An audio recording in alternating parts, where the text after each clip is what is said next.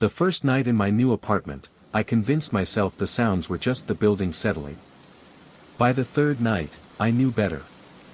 There's a difference between the random creaks of an aging structure and the deliberate, measured cadence of footsteps. Someone or something was pacing the hallway outside my door at 2:13 a.m. Not that the building manager would admit it. "You're the only tenant on the 7th floor, Mr. Hayes," she had assured me with that plastic smile when I signed the lease. "Perfect privacy, just as you requested." She'd handed me the keys with a flourish, as if bestowing a gift rather than closing a transaction on the cheapest unit in the complex. The isolation had been the selling point. After my divorce, I craved anonymity, a place where I could rebuild without the constant reminder of failure pressing in from all sides. The 7th floor of Blackwood Apartments sat at the end of a neglected cul-de-sac, far enough from downtown to be affordable but close enough that I could still make my shifts at the hospital without much commute.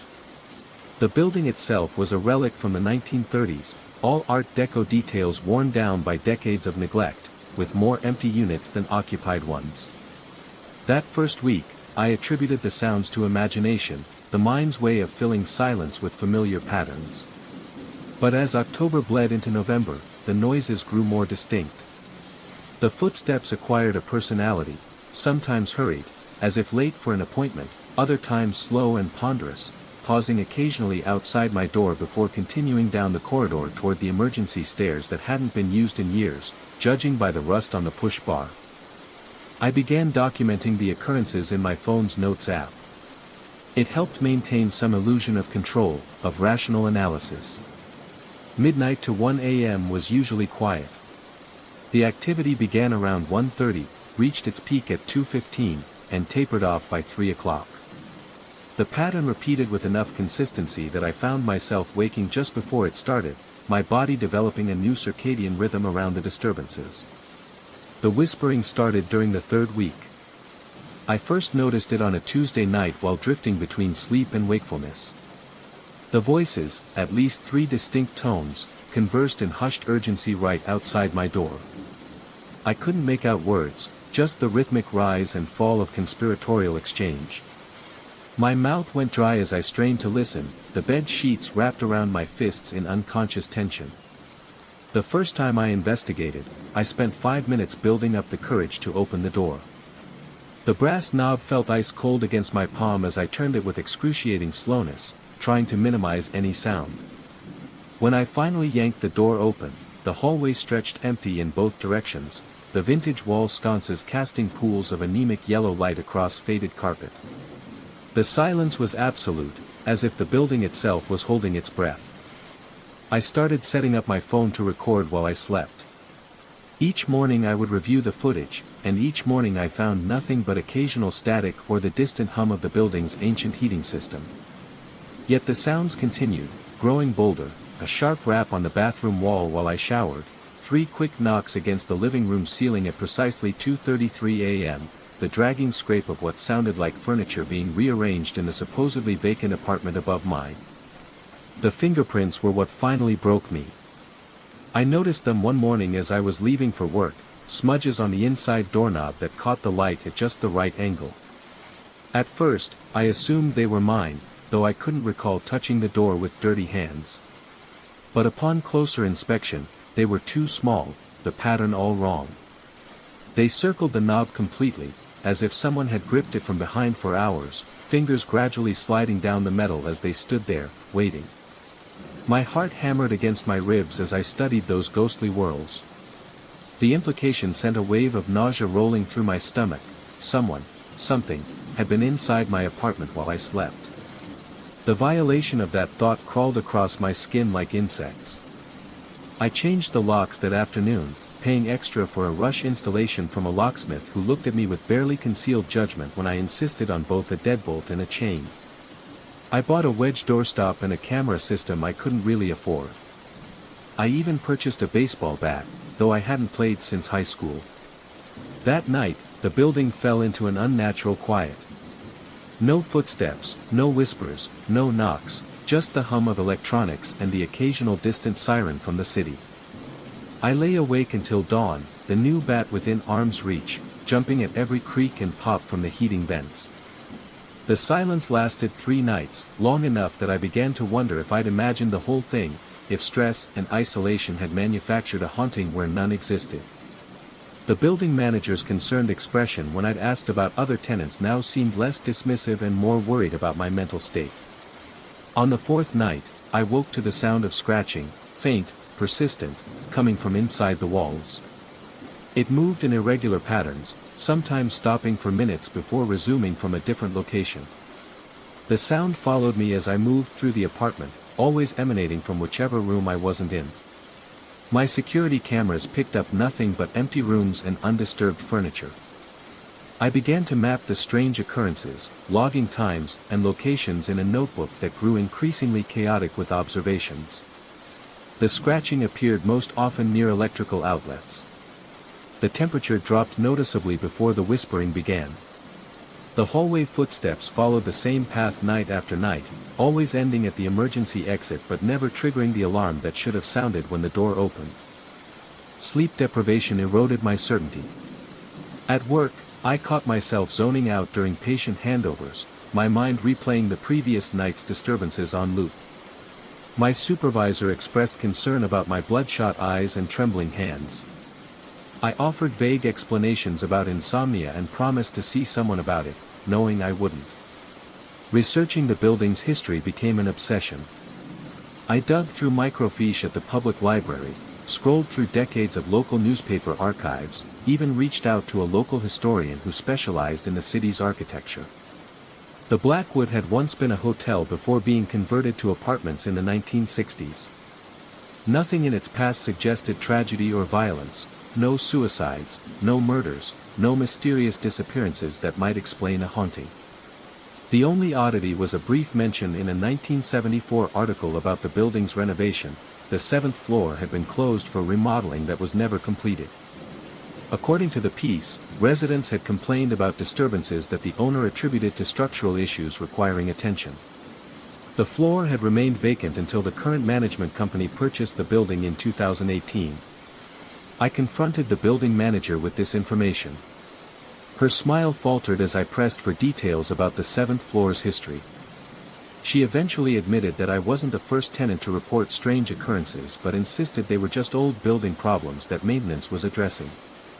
When I asked why the rent was so much lower than comparable units, she changed the subject. The night after our conversation, I returned to find my apartment door slightly ajar. I was certain I'd locked it. I had developed an almost compulsive habit of checking the lock 3 times before leaving. My heart pounded as I nudged the door open with my foot, that raised defensively. Everything looked undisturbed at first glance, but as I moved through the rooms, small discrepancies emerged. My toothbrush had been moved to the opposite side of the sink. Books on the shelf had been rearranged, their spines no longer aligned. The photo of my ex-wife and me, the one I kept meaning to put away but never did, had been turned face down. Most disturbing of all, my notebook detailing the disturbances lay open on the kitchen counter, though I distinctly remembered placing it in my bedside drawer. Someone had added a single line in handwriting not my own. "We were here first." My hands trembled so violently I could barely dial my brother's number. The call went to voicemail. I tried a friend next, then another, growing increasingly desperate as each call went unanswered. It was as if the world beyond my apartment had ceased to exist, leaving me alone with whatever presence had invaded my home. That night, I barricaded myself in the bedroom, pushing the dresser against the door and wedging chairs under both window locks.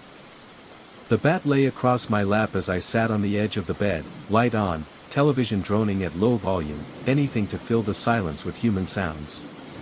At precisely 2:13 a.m., the power went out. The sudden darkness hit like a physical blow. The emergency lights in the hallway should have activated, but not even their faint glow seeped under my door. The darkness was absolute, a void that pressed against my eyeballs with tangible weight. My breath came in shallow gasps as I fumbled for my phone. The screen illuminated with painful brightness, the battery at 17%. I activated the flashlight function and swept the beam around the room. The familiar contours of furniture offered momentary comfort until the light caught something that didn't belong, a handprint on the ceiling, directly above my bed.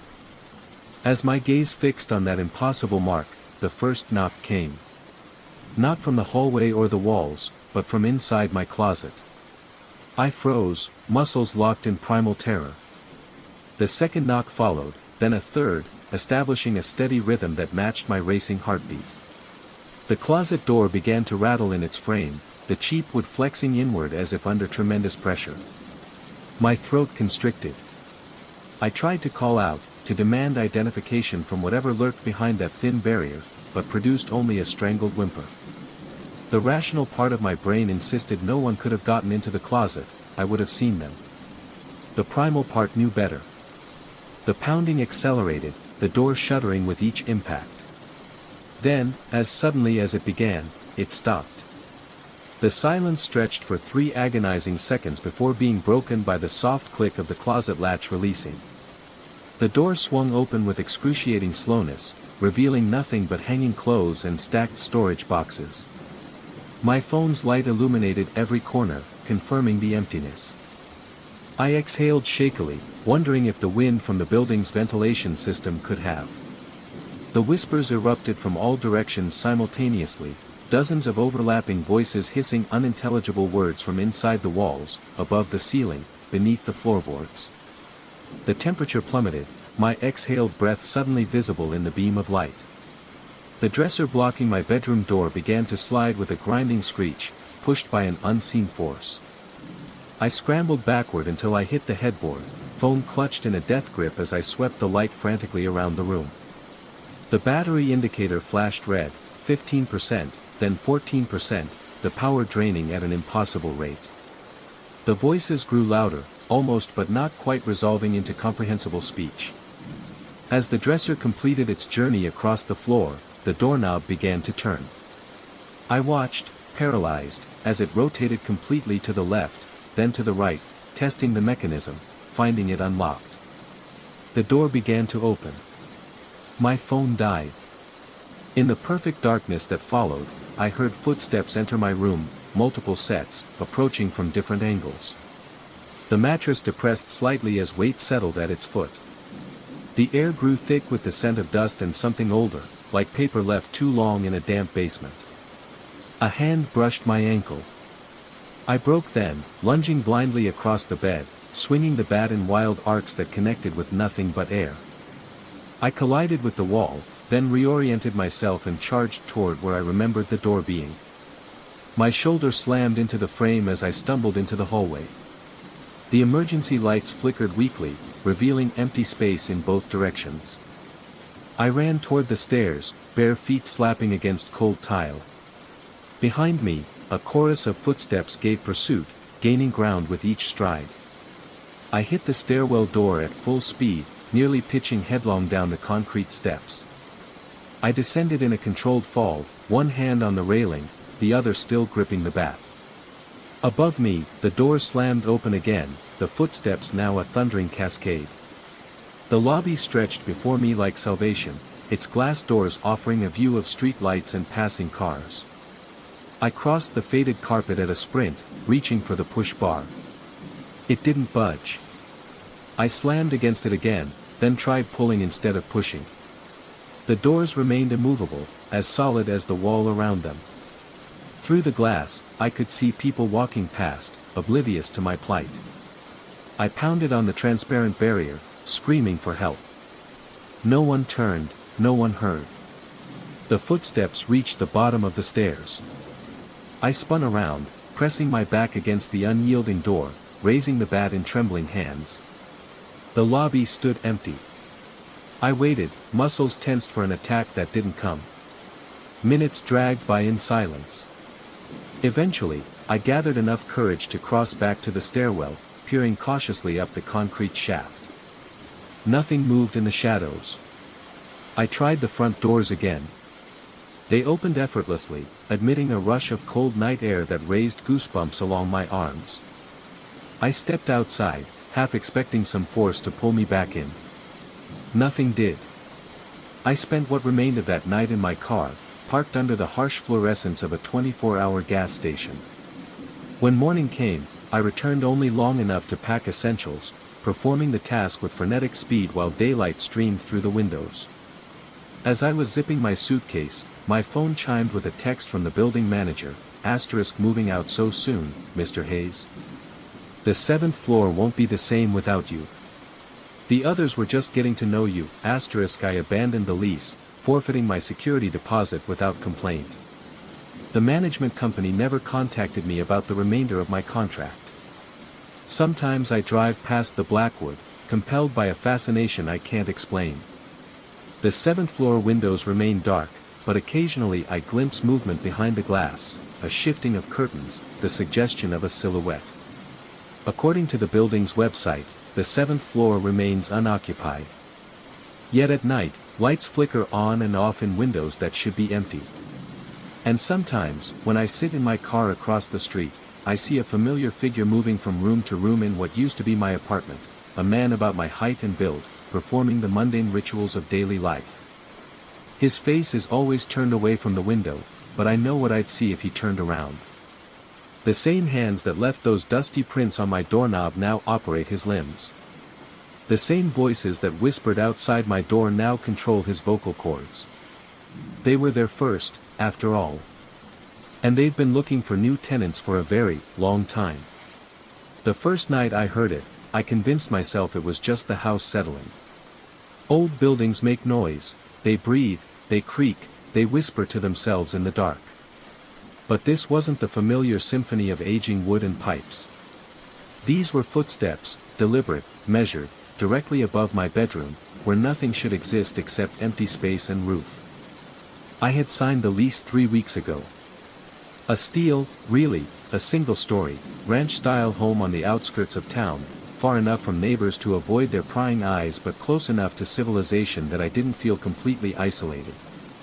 The listing had been clear: 2 bedrooms, 1 bathroom, a modest kitchen, and a living room with a fireplace I doubted I'd ever use.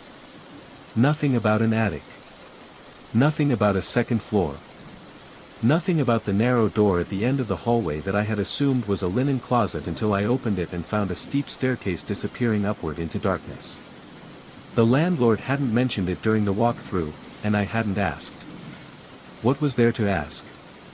It was just storage space, cramped, dusty, filled with cardboard boxes left behind by previous tenants. The ceiling hung low, forcing me to hunch over when I first explored it, my flashlight beam cutting through decades of undisturbed dust motes.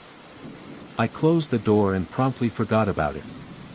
I had no need for extra storage, my life fit neatly into the spaces below. Until the footsteps started. That first night, I lay rigid in my bed, eyes fixed on the ceiling, tracking the slow movement above. Heel to toe, pacing the length of my bedroom, back and forth, back and forth. Each step was light but distinct, like someone trying not to be heard but unable to become completely silent. Between footfalls came another sound, the soft scrape of something heavy being dragged across the floor. My rational mind scrambled for explanations: raccoons, squirrels, maybe even a stray cat that had somehow found its way in. But the movements were too deliberate, too measured for an animal, and too heavy. The next morning, I climbed the stairs to the attic, my heartbeat quickening with each step. Dust covered everything in an undisturbed blanket. The boxes sat exactly as I had seen them weeks before. Nothing had been moved.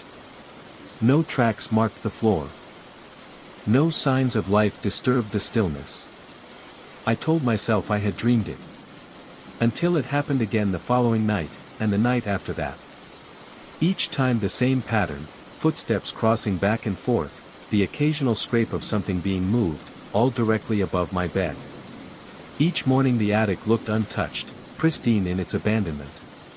By the 5th night, sleep deprivation had frayed my nerves raw. I lay awake until 3 a.m., ears straining for the first footfall. When it came, I bolted upright, sweat beading on my forehead despite the cool air. I grabbed the baseball bat I'd started keeping beside my bed and stalked through the house, flipping on every light as I went.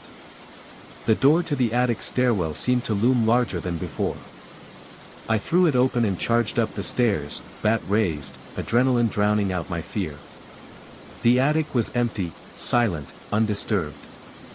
I moved between the stacks of boxes, checking corners, measuring the space with my eyes.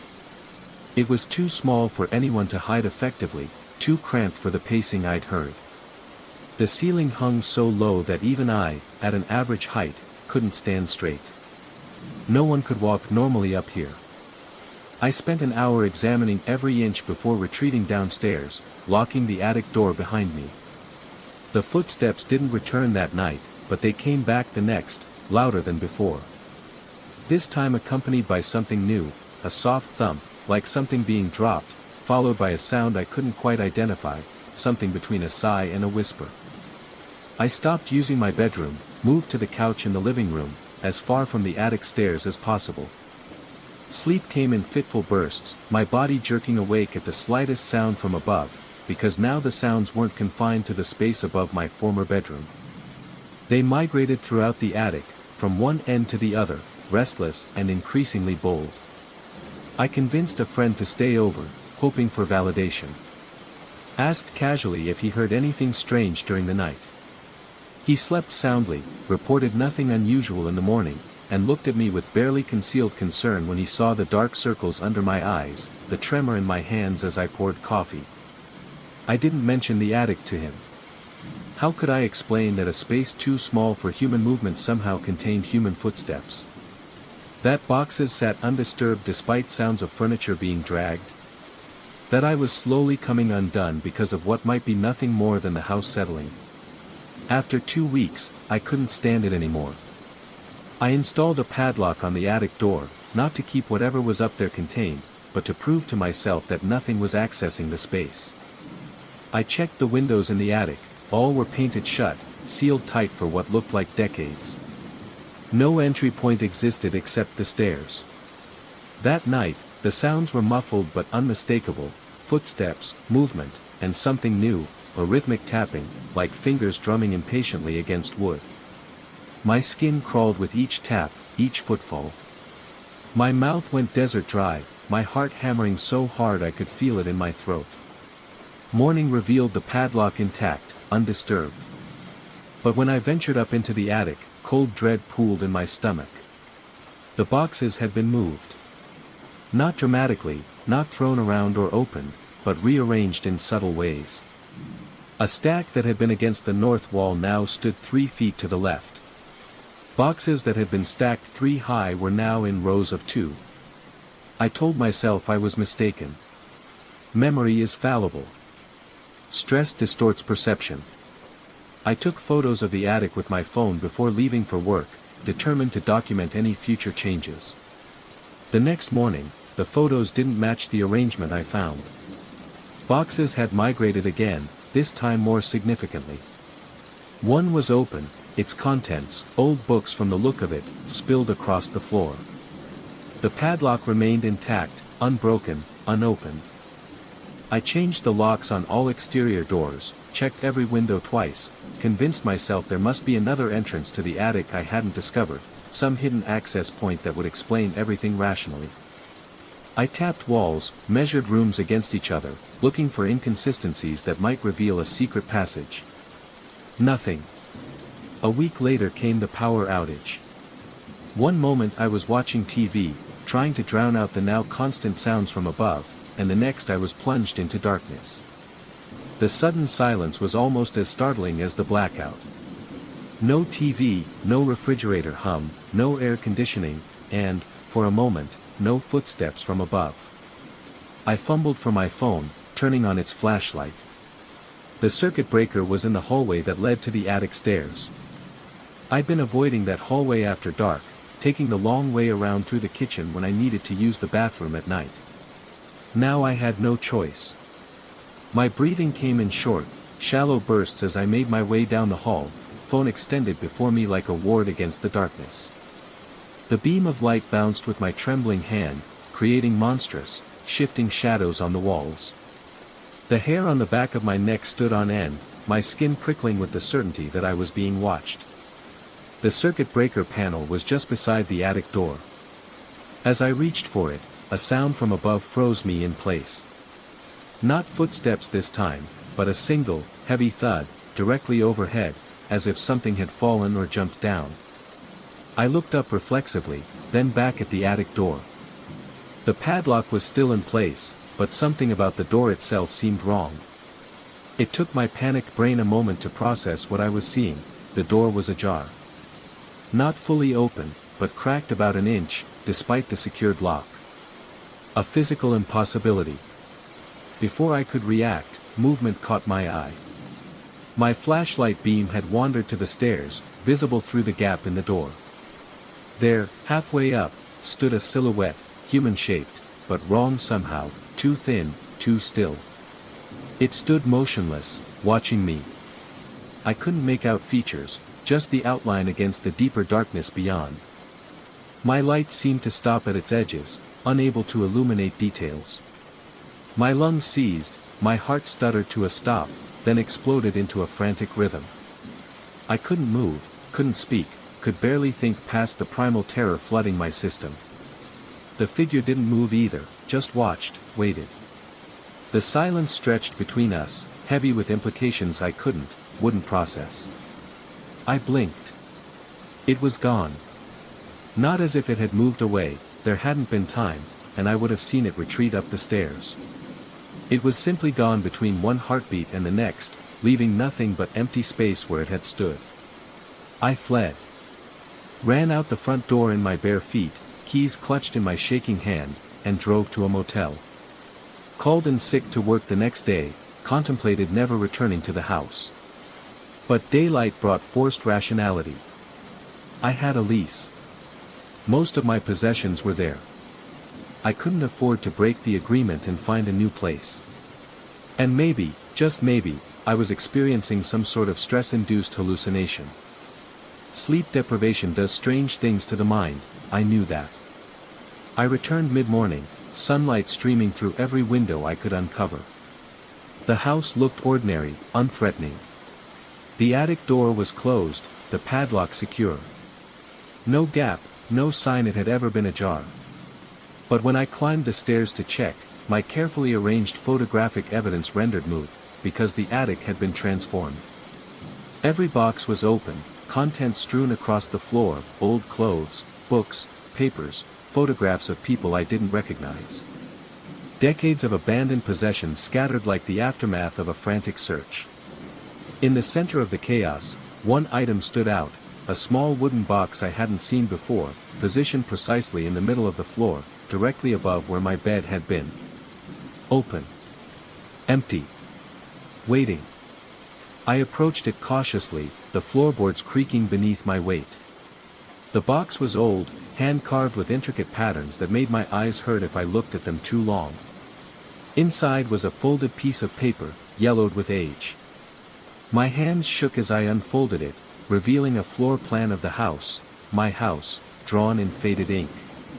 But not as it was now. The drawing showed a larger structure with rooms that didn't exist, hallways that led nowhere in the current layout, and notes scribbled in margins in a cramped hand I could barely decipher. Asterisk, the compression is successful.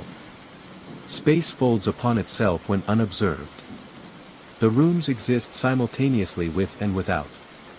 The entity remains contained but aware. It watches through the thinned barriers. Do not acknowledge its presence. Do not let it know you can perceive it. Above all, do not unlock the door. Asterisk, I dropped the paper, backing away until I hit the wall. Because I had unlocked the door, hadn't I? Not the physical padlock, but something else, some barrier between what should and shouldn't be. By acknowledging the sounds, by searching for explanations, by looking directly at what stood on the stairs, I had unlocked something. I sleep in my car most nights now. Return to the house only during daylight hours, and never venture near the attic. The landlord won't let me break the lease without losing my security deposit, and I can't afford that. So I stay, in a limited capacity, watching the house watch me. The footsteps have stopped. The house is silent at all hours. The attic door remains closed, padlocked, undisturbed. But sometimes, when I force myself to sleep in the house, on the couch, lights blazing, I wake to find things moved. Nothing dramatic, a book placed on a different shelf, a cup migrated from cabinet to countertop, my keys 6 inches from where I left them. And recently, something new has started. My phone fills with pictures I never took, dozens each night, all of empty hallways, vacant rooms, unoccupied spaces in my house. Except, when I look closely, they're not quite empty. In the corner of each frame, just barely visible, stands a silhouette, watching, waiting, getting closer each time. I don't know how much longer I can stay here, but I'm increasingly uncertain that leaving would solve anything. Because I'm beginning to suspect that whatever was contained in the attic isn't bound to the house anymore. I think it's bound to me now. And the most terrifying part. Sometimes I catch myself pacing. Back and forth, back and forth. Heel to toe, heel to toe. As if measuring a space much smaller than the room I'm in. As if I'm the one being compressed now, folded into something that exists both here and not here. I've started avoiding mirrors. I'm afraid of what might be looking back. The old floorboards creaked under my weight as I followed Mrs. Blackwood through the dimly lit corridor of Raven's Rest Inn. Something about the air felt wrong, heavy and stagnant, as if it had been trapped inside these walls for centuries. The proprietor's practiced smile never reached her eyes as she handed me the antique brass key to room 7, her fingertips unnaturally cold against my palm. "Remember, Mr. Evans," she said, her voice barely above a whisper, "the second floor is closed for renovations. Under no circumstances should guests attempt to go upstairs." Her eyes lingered on mine a moment too long before she turned away, leaving me alone with my luggage and an inexplicable chill that had nothing to do with the autumn weather outside. I'd found Raven's Rest online while searching for accommodations off the beaten path for my writing sabbatical, somewhere quiet, somewhere with character. The Victorian mansion turned in boasted 300 years of history in the small coastal town of Blackwater Cove. The rates were surprisingly reasonable, and the promise of solitude exactly what I needed to finally finish my novel. The online reviews mentioned the place was atmospheric and full of old-world charm, descriptions that seemed innocuous at the time. My room was spacious enough, with worn but elegant furnishings that spoke of bygone eras. A 4-poster bed dominated the space, its heavy burgundy curtains absorbing what little daylight filtered through the single window. A writing desk faced the wall, positioned beneath an ancient mirror with a tarnished silver frame. The ceiling rose high above, adorned with intricate crown molding that drew the eye to a small circular pattern directly above the bed. The first day passed uneventfully. I spent hours at the desk, productive for the first time in months. The isolation and lack of modern distractions seemed to be working their magic. I wrote until my fingers ached, stopping only when my stomach demanded attention. Mrs. Blackwood had prepared a solitary dinner in the small dining room downstairs. She watched me eat from the kitchen doorway, her thin frame barely visible in the shadows. When I asked about the history of the house, she provided only vague references to wealthy merchants and noted that the property had changed hands many times over the centuries. My inquiries about the second floor were met with a terse reminder that it was unsafe due to structural concerns. The conversation died after that, leaving me to finish my meal in silence. It was during my first night that I heard them. The antique clock in the hallway had just chimed twice when I jerked awake, my heart hammering against my ribs. Something had pulled me from deep sleep, not a nightmare, but a sound. I lay perfectly still, ears straining in the darkness. At first, there was nothing but the gentle tapping of tree branches against my window and the distant crash of waves on the shore. Then I heard it, voices. Not one, but several, engaged in what seemed to be a heated discussion directly above my ceiling. The words were indistinct, muffled as if coming through layers of insulation, but the cadence was unmistakably human.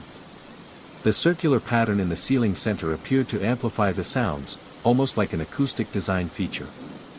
My mouth went dry as I listened to the rise and fall of their tones, sometimes urgent, sometimes dropping to whispers too faint to perceive.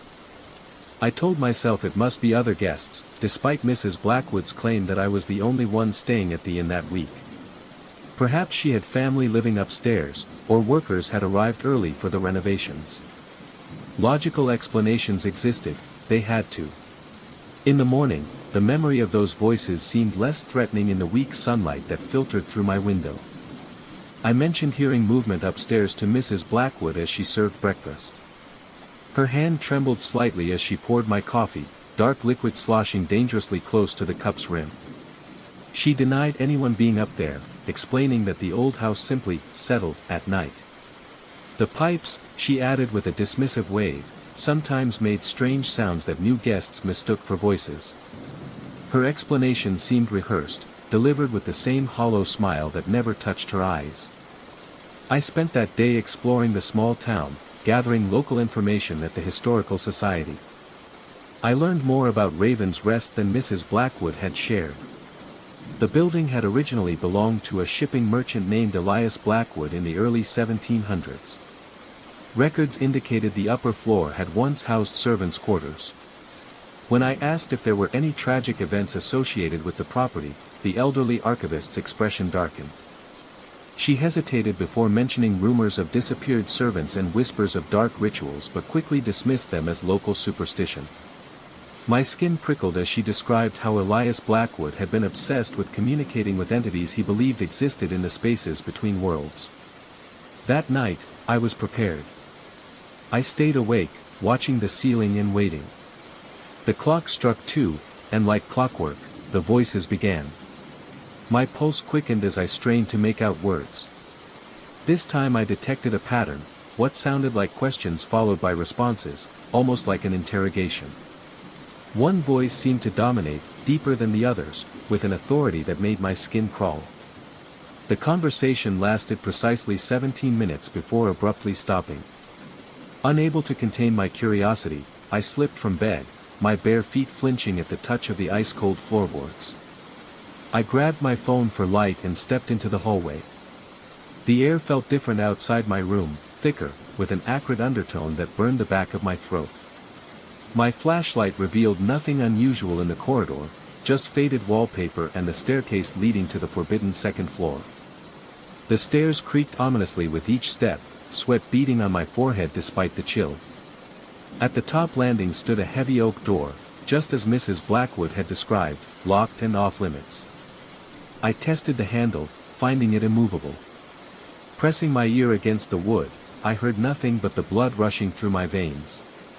As I turned to head back down, something caught my eye, a dark substance seeping from beneath the door. My throat constricted as I crouched for a closer look. It appeared to be water, but in the beam of my flashlight, it had an unmistakable reddish tint. I reached out, fingers trembling, but before I could touch it, the substance retreated, pulling back under the door as if being drawn away by some unseen force. My heart slammed against my ribs as I scrambled backward, nearly falling down the stairs in my haste. When I reached the bottom, I glanced back up to see Mrs. Blackwood standing in the shadows of the hallway, watching me with eyes that reflected my flashlight beam like those of a nocturnal animal. She said nothing, merely shaking her head slowly before disappearing into her quarters. Sleep evaded me for the remainder of the night. My rational mind fought to explain what I'd seen, perhaps rust in old pipes, or a trick of light on ordinary water. But deep down, a primal part of me recognized that what I'd witnessed defied logical explanation. The following day, I considered checking out early but found myself unable to leave. My fascination had evolved into obsession, I needed answers. In town, I sought out more information, speaking with locals at the small pub by the harbor. Most were reluctant to discuss Raven's Rest, changing the subject or finding reasons to move away from me. One old fisherman, however, loosened by ale, leaned close and warned me in hushed tones about the Blackwood family's reputation. He spoke of generations of owners who were rumored to have discovered something in the house, a way to communicate with those on the other side. The rituals, he claimed, required vessels, willing or unwilling participants, to facilitate the conversations. When I asked about Mrs. Blackwood, he grew visibly uncomfortable, muttering that she was the last of her line and tended to get attached to certain guests. Before I could press for clarification, he made an excuse and left, his unfinished drink abandoned on the bar. That night, I set an alarm for 1:55 a.m. When it vibrated beneath my pillow, I was already awake, my body tense with anticipation. I'd hidden a small audio recorder above the crown molding, hoping to capture evidence of the voices. At exactly 2 a.m., they began again, but this time something was different. Among the usual indistinct murmurs, I clearly heard my own name spoken, not once, but repeatedly, woven through the conversation like a refrain. My blood turned to ice water in my veins. The voices grew louder, more distinct, no longer muffled but crystal clear, as if the ceiling between us had dissolved. The dominant voice issued what sounded like commands, while others responded with reluctant acquiescence. Then came a sharp sound, like splitting wood, followed by the unmistakable rhythm of footsteps directly overhead, slow, deliberate steps that moved from the center of the room toward what would be the door to the second floor. The temperature in my room plummeted. My breath clouded in front of my face as I watched frost patterns form on the mirror. The footsteps stopped, and in the silence that followed, I heard a new sound, the slow turn of a key in a lock. Paralyzed with fear, I stared at my room door, expecting it to swing open at any moment. Instead, there came a scraping noise from above, followed by a thud in the hallway outside my room. Something was coming down the stairs. My instincts screamed for me to flee, but my limbs refused to obey. The footsteps reached the bottom of the stairs and paused. Then, slowly, they approached my door. A shadow appeared in the gap beneath it, blocking the faint light from the hallway. The brass doorknob turned slowly, back and forth, testing. I had locked it, I was certain I had locked it, yet the mechanism clicked, and the door began to open inward. Cold air rushed into the room, carrying with it the scent of salt water and decay. I finally broke free from my paralysis, scrambling backward until I hit the headboard, my heart threatening to burst from my chest. The door opened fully, revealing not Mrs. Blackwood, but an empty hallway. The air shimmered, like heat waves rising from summer pavement, distorting my view. As I watched, unable to look away, the shimmer coalesced, forming the vague outline of a human figure, transparent but undeniably present. A voice filled the room, the dominant one from upstairs, though the apparition had no visible mouth. It called me by name, claiming they had been waiting for someone receptive, someone who could hear them. They needed a new vessel, it explained, as Mrs. Blackwood had grown too frail for their purposes. I was ideal, sensitive enough to perceive them, isolated enough that no one would miss me immediately. The longer I stayed, the stronger their connection to me would become, until I could serve as their bridge to the physical world. In that moment, I understood why Mrs. Blackwood had seemed so hollow, so empty behind her eyes. How many years had she served as their conduit? How much of her original self remained? The figure began to advance toward my bed. My muscles screamed as I forced myself to move, lunging for the window. The latch was stiff with age, but terror lent me strength. As the cold presence reached the foot of my bed, I finally forced the window open and launched myself through it, caring nothing for the fact that I was on the ground floor but could have been much higher. I hit the damp earth with a jarring impact, rolled to my feet, and ran. Behind me, voices called, not just one now, but many, a chorus of entreaties and threats that pursued me down the gravel drive. I didn't stop running until I reached the town, collapsing on the steps of the closed gas station, trembling violently in the night air. I never returned to Raven's Rest for my belongings. I called the local sheriff from a motel 30 miles away, inventing a family emergency to explain my abrupt departure. They retrieved my laptop and clothes, though Mrs. Blackwood reported that my audio recorder couldn't be found. That was 3 months ago. I've moved twice since then, changing states, changing jobs, doing everything possible to put distance between myself and Blackwater Cove. But distance isn't enough. Every night, around 2 a.m., I wake to the sound of whispers, faint but growing clearer with each passing week. Sometimes, in the moments between sleep and wakefulness, I see frost patterns forming on my bedroom mirror. The dreams are the worst, vivid scenes where I'm back at Raven's Rest, but I'm not myself anymore. I watch through my own eyes as my body moves of its own accord, walking the halls, speaking words that aren't mine to visitors who look just as I once did, tired travelers seeking solitude, unaware of what waits for them upstairs. I've started leaving the television on all night. I've tried sleeping pills, white noise machines, even soundproofing my bedroom walls. Nothing helps. They've established a connection, just as they said they would. And I fear it's only a matter of time before the whispers become clear enough for me to understand what they're asking of me, before I find myself answering back. And the first time I found the bowl on the roof, I told myself it was just stress-induced forgetfulness. By the fifth time, I knew something else was happening in my new home, something that defied explanation. My hands trembled as I held the ceramic bowl, its intricate blue patterns seeming to shift under the dim hallway light. My late uncle's prized possession shouldn't have been able to migrate through locked doors, and certainly not onto the slanted roof outside my bedroom window. Yet there it was again, positioned precisely where the morning sun would illuminate its glazed surface, as if demanding to be noticed.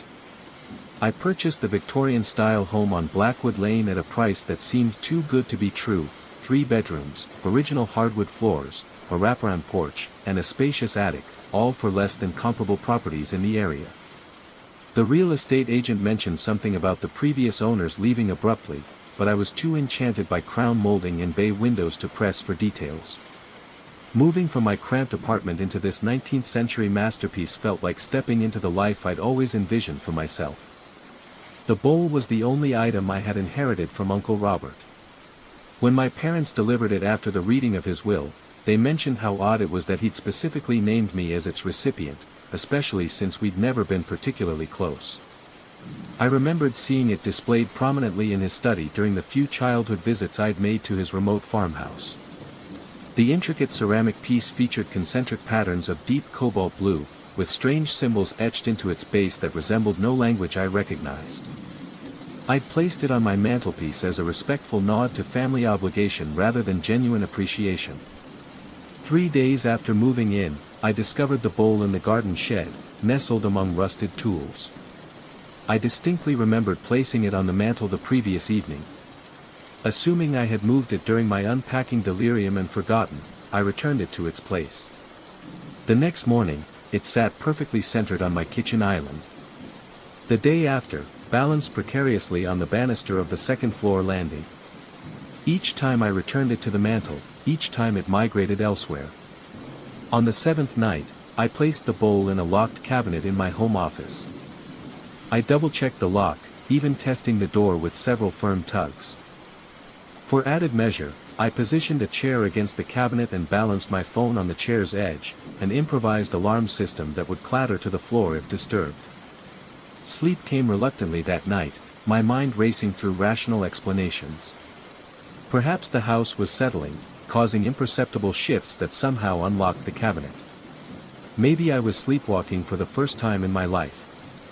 Possibly I was experiencing early onset dementia, like my grandmother. At 3:17 a.m., I awoke to absolute silence.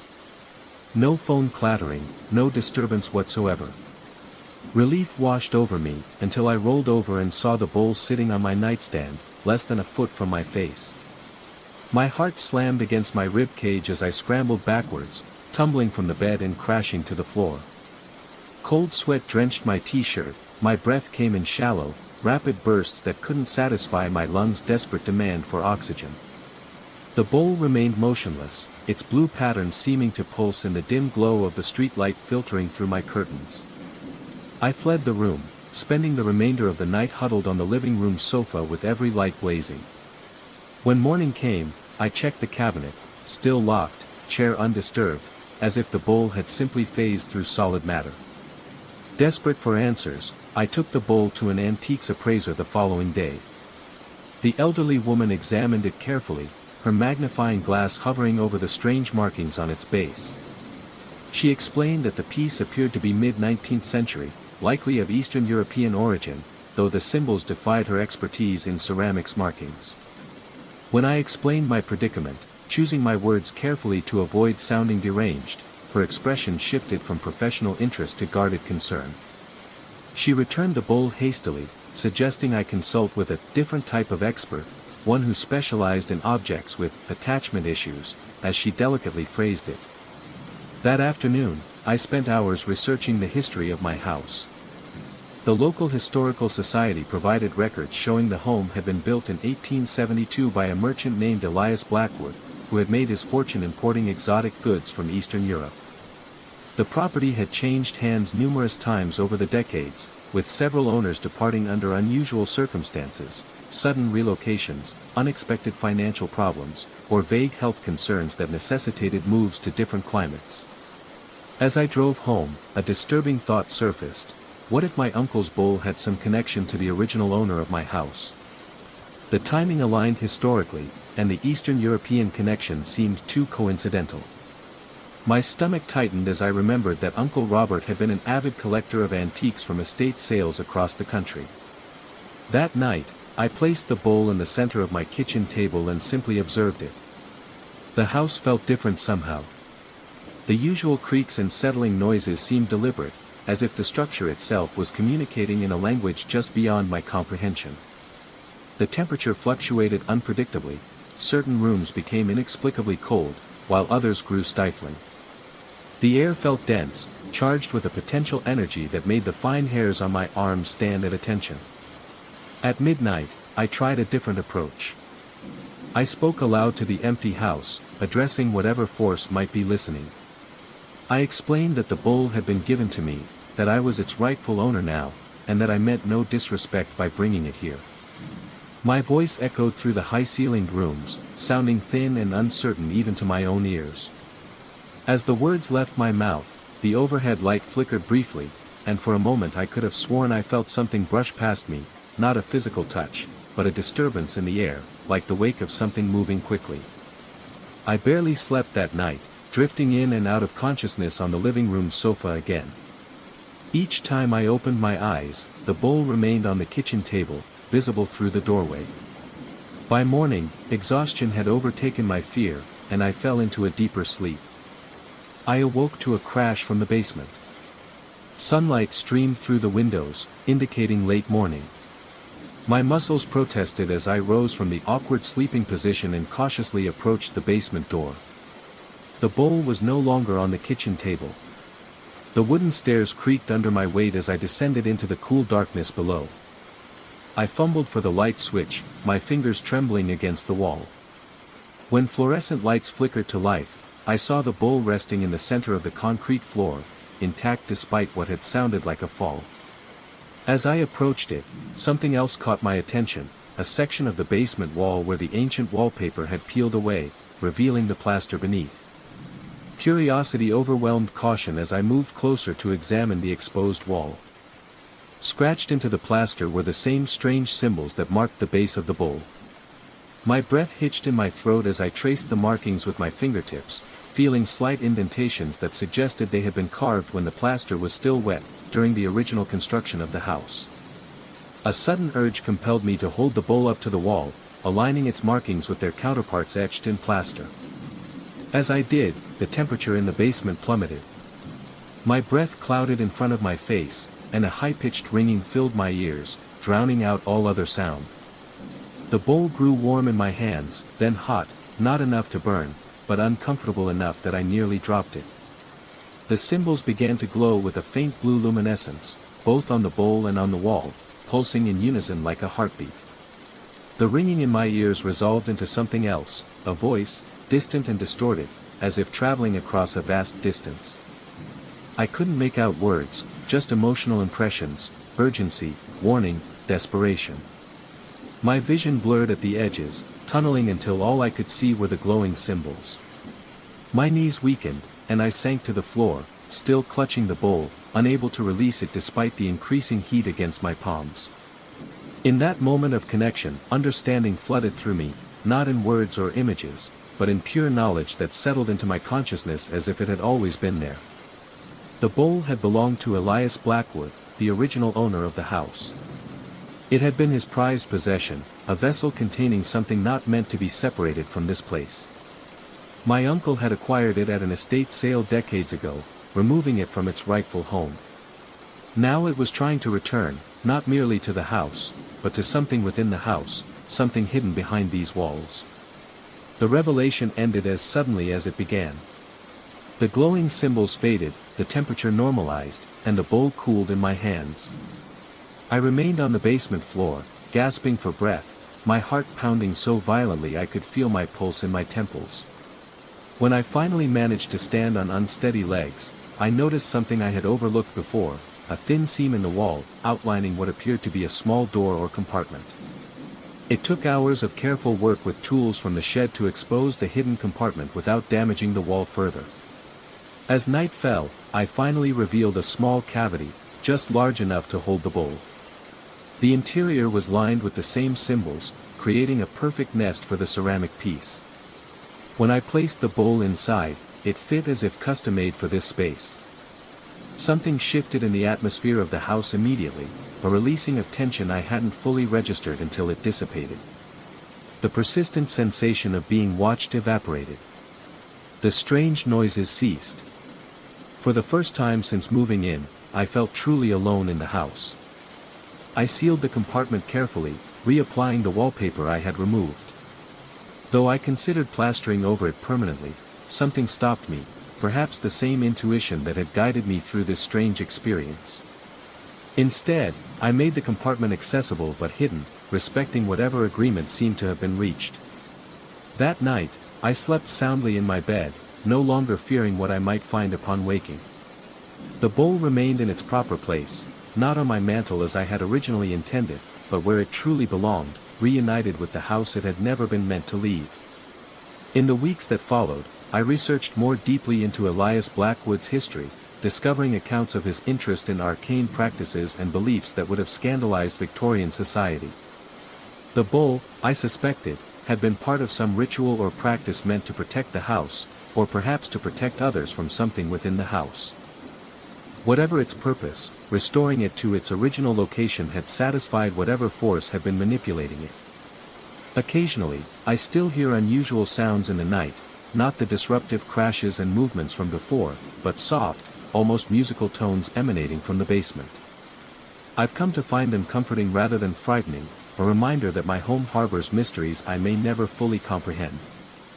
I've made peace with the knowledge that I don't truly own every aspect of this house. Some parts of it belong to history, to forces beyond my understanding. I am merely its current caretaker, preserving its secrets for whoever comes after me. The ceramic bowl taught me that some possessions aren't meant to be owned, they're meant to be returned. I still live in the house on Blackwood Lane. I've come to love it, despite, or perhaps because of, our unusual beginning. Sometimes when I pass antique shops, I wonder how many objects sit on those shelves, desperately trying to find their way home, to the places where they truly belong. And sometimes, in my dreams, I see those strange symbols glowing blue in the darkness, no longer threatening, but protective, standing guard over secrets best left undisturbed. The shadows in our apartment weren't just absences of light, they were presences. I noticed this my third night there, when the darkness pooled in corners seemed denser than simple shade should be, almost viscous in its stillness. That's when I first felt the weight of unseen eyes tracking my movements across the living room. A prickling sensation crawled up my spine as goosebumps erupted across my skin, but I dismissed it as new place jitters. After all, $450 a month for a 3-bedroom near Westlake University was an absurd bargain, even for a building as decrepit as ours. We should have asked why. Mike and Ethan seemed unbothered those first few days. We were all electrical engineering grad students, rational to a fault, quick to dismiss what couldn't be measured or quantified. Mike, a tall guy with perpetually unkempt hair, spent most evenings hunched over circuit boards in his room. Ethan, stockier and more sociable, was rarely home, preferring the library or his girlfriend's place across town. This left me alone in the apartment more often than I'd anticipated. The hallway connecting our bedrooms was narrow and windowless, the yellowed paint peeling in long strips like diseased skin. 12 doors lined this corridor, 3 bedrooms, a bathroom, linen closet, pantry, and several storage spaces, all crammed together in what must have been a haphazard renovation of a once grand residence. I counted them obsessively that first week, a strange compulsion I couldn't explain. 12 doors, always 12. On the 5th night, I woke at 3:17 a.m. to the unmistakable sound of a door slamming shut. My heart instantly kicked into a sprint, hammering against my ribs as I lay frozen under my sheets. The sound had come from the hallway, but both roommates were home and asleep. I strained my ears in the darkness, barely breathing, waiting for footsteps or voices that would indicate an intruder. Nothing came but silence, heavy and expectant. After 10 minutes of paralyzed listening, I forced myself to investigate. My mouth had gone desert dry, each swallow painful as I eased my bedroom door open. The hallway stood empty, all doors firmly closed. The air felt wrong, several degrees colder than it should have been, with a metallic tang that coated my tongue. I checked both roommates' rooms, finding them soundly asleep, then verified every door and window was locked. Sleep eluded me until dawn painted my window gray. Over breakfast, I casually asked if anyone had gotten up during the night. Both shook their heads, exchanging puzzled glances. Ethan suggested old buildings settle in strange ways, pipes knock, wood contracts. Mike nodded in agreement, mouth full of cereal. The matter was dismissed, but the incident marked the beginning of escalating disturbances. The random door slamming became regular, always between 3 o'clock and 4 a.m. I'd jolt awake, heart racing, skin slick with cold sweat, only to find the hallway empty and all doors shut. My roommates complained of similar experiences, dark circles forming under their eyes as sleep became increasingly elusive. We blamed the building's age, the wind, anything rational. Then came the cold spots, pockets of frigid air that materialized in closed rooms, regardless of the thermostat setting. Walking through them felt like plunging into ice water, my breath clouding visibly for the seconds it took to pass through. These cold zones never appeared in the same place twice, migrating throughout the apartment like hunting predators. 2 weeks in, the bathroom sink began turning on by itself. The first time it happened, I was alone, studying in my room, when the distinctive squeak of the faucet handle turning caught my attention. My stomach tightened into a hard knot as I approached the bathroom, finding water streaming into the basin though no one had been near it. I twisted the handle shut with trembling fingers, noticing how unnaturally cold the metal felt against my skin. When I reported this to my roommates, their forced laughter couldn't mask their unease. We agreed to check the plumbing, but none of us actually did. I began documenting the occurrences in a journal, partly to maintain some semblance of scientific detachment, partly to convince myself I wasn't losing my mind. The entries grew increasingly frantic. Day 17, doors slammed 3 times last night. Found kitchen chairs rearranged this morning. Mike and Ethan deny moving them. Day 19, cold spot in my bedroom lasted over an hour. Temperature dropped to 46 degrees Fahrenheit according to my thermometer while the rest of the room remained at 68 degrees Fahrenheit. Impossible. Day 21, sink turned on twice. Second time water was scalding hot, steam filling the bathroom. Discovered deep scratches inside the basin that weren't there before. Sleep deprivation began taking its toll. During lectures, my attention drifted as shadows in the periphery of my vision seemed to move independently. My academic performance suffered, professors emailed concerns. I blamed insomnia but couldn't explain its cause without sounding deranged. Mike was the first to break. I found him one morning staring vacantly at his reflection in the bathroom mirror, knuckles white as he gripped the sink's edge. When I asked if he was okay, he turned to me with bloodshot eyes and whispered that something had been whispering his name all night from inside the walls. He moved out that afternoon, offering no explanation to our landlord, leaving his security deposit behind. Ethan and I tried to rationalize Mike's departure as stress-induced paranoia, but our nervous laughter rang hollow in the apartment that now felt cavernous with one less occupant.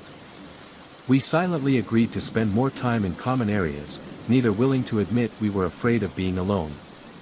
The night after Mike left, I woke to what sounded like fingernails dragging slowly across the ceiling above the living room. The scraping noise raised every hair on my body as I lay paralyzed, my pulse throbbing in my temples. The sound continued methodically, back and forth, as if something was pacing above us, something heavy. After an eternity of that rhythmic scratching, I forced myself from bed, my legs nearly buckling as I stood, muscles weak with fear. I found Ethan already in the hallway, face ashen in the dim light. Without speaking, we moved toward the living room, drawn by a compulsion stronger than our terror. The ceiling fan hung motionless, but even in the darkness, we could see fresh scratches marring the blades, deep grooves carved into the wood, as if by enormous claws. The switch remained in the off position, neither of us had touched it. The scratching had stopped the moment we entered the room, replaced by a silence so complete it seemed to swallow all sound. We stood there, breathing in shallow gasps, neither willing to speak what we both knew. Something was in the apartment with us, something that wasn't bound by physical laws, something that was growing stronger. Ethan broke first, stuttering that he'd be staying at his girlfriend's indefinitely. He packed a bag and was gone within 20 minutes, leaving me alone in the increasingly hostile space. I considered following his example but found myself unable to leave, whether from stubborn skepticism or morbid fascination. I needed to understand what was happening. That night, I sat vigil in the living room, lights blazing, armed with a baseball bat and my journal. The apartment remained still until precisely 3:17 a.m., when the temperature plummeted so rapidly my exhaled breath instantly fogged. The cold penetrated to my marrow as every door in the hallway began slamming in sequence, bang, bang, bang, like malevolent dominoes. I sat frozen, muscles locked with terror, as the slamming continued in perfect rhythm. My mind scrambled for rational explanations, pressure differential, wind patterns, but failed to produce anything convincing. Then, with a final, thunderous slam, silence returned. The apartment resumed its normal temperature so suddenly that sweat broke out across my skin. With shaking legs, I forced myself into the hallway to investigate, my baseball bat clutched in white-knuckled hands. I counted the doors as I passed them, a ritual that had become compulsive. 1, 2, 3, all the way to 12. All closed. But as I turned to retreat to the living room, a flicker of movement caught my eye. At the hallway's end, there, where only a blank wall had stood before, was a 13th door. My heart stuttered in my chest as I stared at the impossibility before me. The door was ancient wood, blackened with age, its surface carved with symbols I couldn't recognize but instinctively understood were malevolent. It hadn't been there minutes before, couldn't have been there. The building's architecture made such a door a physical impossibility, beyond it should have been the sheer drop to the alley 3 stories below. I approached with unwilling steps, drawn forward despite the primal fear screaming through every nerve. The wood grain seemed to shift subtly under my gaze, patterns rearranging like living tissue. My hand, moving with a will separate from my conscious mind, reached for the tarnished brass doorknob. The metal burned with cold against my palm as I grasped it, my fingers instantly numbing. A low hum emanated from behind the door, rhythmic, like breathing. I stood transfixed, unable to turn the knob, yet equally unable to release it, locked in a moment of terrible potential energy. From the corner of my eye, I caught movement in the wall beside the door. The yellowed wallpaper rippling as if something was pushing against it from within. The ripples spread, traveling along the corridor's surface like waves. The walls suddenly flexible as fabric. A bulge formed, stretched, took on the vague impression of a face, hollow eye sockets, a gaping mouth, pressing outward as if trying to emerge. The sight broke my paralysis. I jerked away from the door, my numb fingers tingling painfully as circulation returned. I stumbled backward, my spine hitting the opposite wall, as the bulging face receded, wallpaper smoothing as if nothing had disturbed it. The 13th door remained, a dark maw in reality itself. I retreated to my room, barricading the door with my desk. Sleep was impossible. I sat with my back against the wall, eyes fixed on the door until morning light filtered through my window. When I finally summoned the courage to emerge, the hallway contained only 12 doors. The 13th had vanished, leaving no trace of its existence. In the harsh light of day, I questioned my sanity. sleep deprivation and suggestion could explain hallucinations. I considered seeking psychological help but feared the inevitable questions about substance abuse or family history of mental illness. Instead, I drove to the county records office and requested any information on the building's history. What I found shattered any hope of rational explanation. The apartment building had originally been a psychiatric hospital in the early 1900s, notorious for experimental treatments. My bedroom had once been part of the ward where the most disturbed patients were housed. The renovation into apartments had occurred after a mysterious fire in 1953 that claimed no lives but destroyed the hospital's east wing, precisely where the 13th door had appeared. I didn't return to the apartment. I packed essential belongings into my car and checked into a motel, then emailed my professors requesting a leave of absence. My security deposit, like Mike's, remained unclaimed. 2 months later, safely relocated to a studio apartment across town, I ran into Ethan at a campus coffee shop. The dark circles under his eyes had vanished, and he seemed almost embarrassed about our shared experience. He suggested carbon monoxide poisoning could explain our shared delusions. I nodded along, willing to embrace any explanation that didn't involve 13th doors or faces in walls.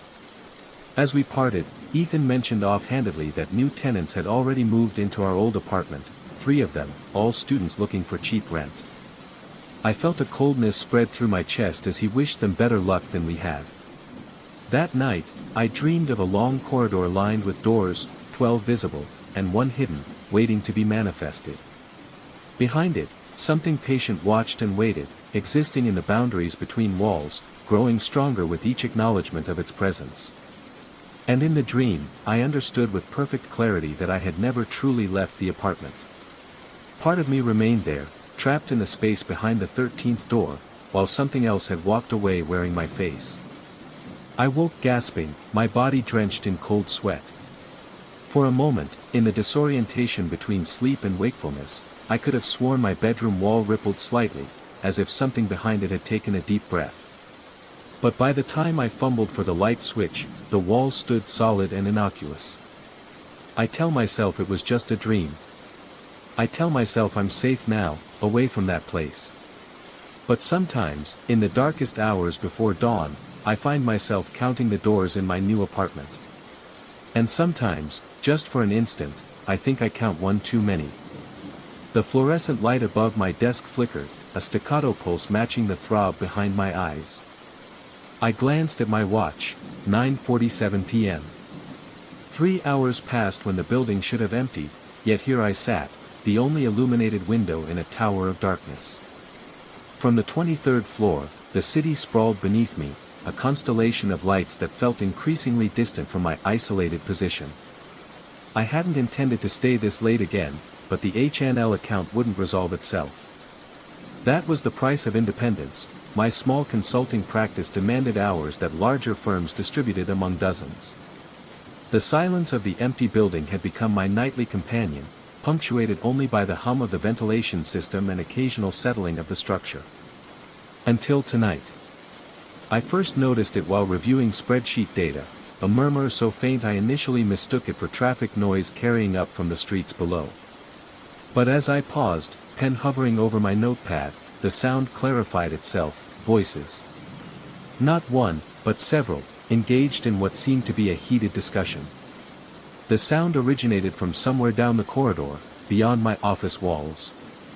My first thought was rational, the cleaning crew must have arrived early. Yet I knew this couldn't be true. The janitorial staff worked the early morning shift, never arriving before 5 a.m. Building security had confirmed this when I'd requested my after-hours access pass. No one should be here. I returned to my work, dismissing the sounds as pipes or perhaps the elevator machinery. 10 minutes later, the voices grew louder. Words remained indistinct, but the cadence suggested argument, rapid exchanges, a rising inflection of frustration, then sudden drops to conspiratorial whispers.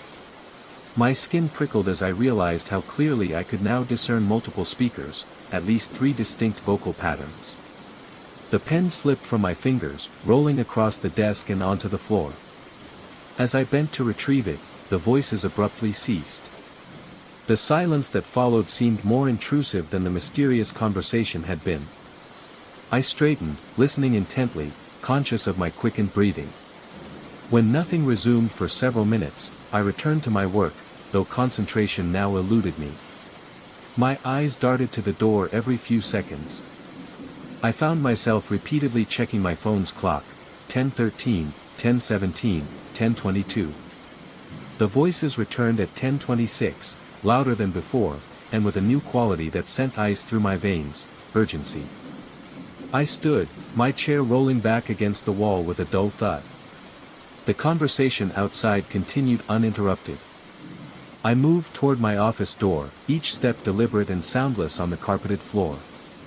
With my hand on the handle, I hesitated, irrationally certain that opening the door would bring me face to face with whatever lurked beyond. I swallowed hard, my throat suddenly parched, and pulled the door open in one swift motion. The hallway stretched before me, bathed in the dim blue glow of emergency lighting. Empty. Every office door remained closed, each with its darkened window confirming vacancy. The voices, which had been so distinct behind my closed door, now seemed to recede, becoming fainter as I stepped into the corridor. I moved cautiously down the hallway, past the elevator bank, toward the source of the sound, which seemed to emanate from the far end, where the executive suites were located. As I approached, the voices diminished further, until by the time I reached the last office, a corner suite belonging to a financial advisor whom I'd never seen use the space, silence had fully descended. I tried the door handle, locked. Pressing my ear against the cool wood, I heard nothing but the electrical hum that permeates all modern buildings.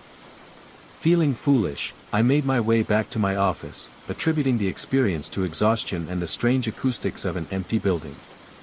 Perhaps sounds from the street had somehow channeled through the ventilation system, creating the illusion of nearby voices. The explanation satisfied me until I stepped through my doorway and stopped short. My chair, which had rolled back against the wall when I stood, now sat squarely before my computer, as though someone had just vacated it. My pulse quickened as I scanned the room. Nothing else appeared disturbed.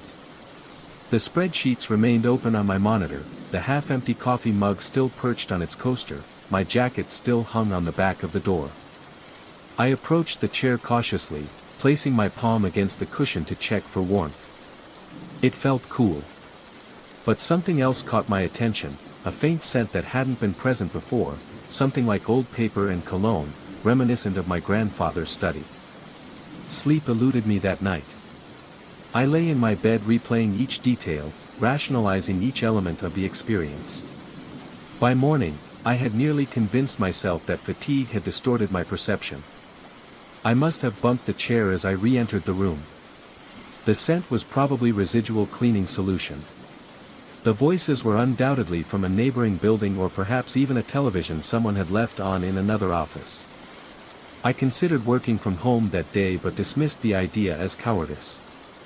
The following evening, however, I made a point to leave by 7 o'clock, gathering my files to review at home instead. For 3 days, I maintained this new schedule, departing before darkness fully claimed the city. On the 4th day, a client emergency demanded my attention well past my self-imposed curfew. By the time I'd resolved the issue, night had settled heavily outside my window. The clock on my computer read 8:57 p.m. I began packing my briefcase, determined to leave before 9 o'clock, when the first whisper slithered through the silence. It began as it had before, distant and indistinct, but unlike the previous occasion, the voices escalated quickly, growing from murmurs to distinct conversation within minutes. I froze, still gripping a folder halfway into my briefcase, and listened. The cadence matched what I'd heard before, but now I could almost distinguish words, almost, but not quite, as though the speakers used a language just adjacent to English, familiar yet incomprehensible. Against my better judgment, I left my office to investigate once more. This time I brought my phone, recording app activated in my pocket. The hallway appeared identical to my previous exploration, empty, dimly lit, silent. Yet as I moved toward the executive suites, I noticed something I'd overlooked before, a thin strip of light beneath the door of the corner office. My heart hammered against my ribs as I approached. The voices had again receded to whispers but seemed concentrated behind that illuminated door. I reached for the handle, certain it would again be locked, and nearly stumbled forward when it turned freely in my grip. I hesitated, then pushed the door open. The room beyond lay in perfect darkness.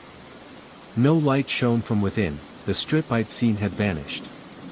I fumbled for the light switch and flipped it on, revealing an empty office. Dust covers draped the furniture, and a fine layer of undisturbed dust coated every surface. No one had used this space in months. I backed out of the room, my breath coming in shallow gasps. As I turned to retreat to my office, movement caught my eye, a shadow passing across the emergency exit door at the corridor's end. I called out, my voice sounding thin and fragile in the emptiness.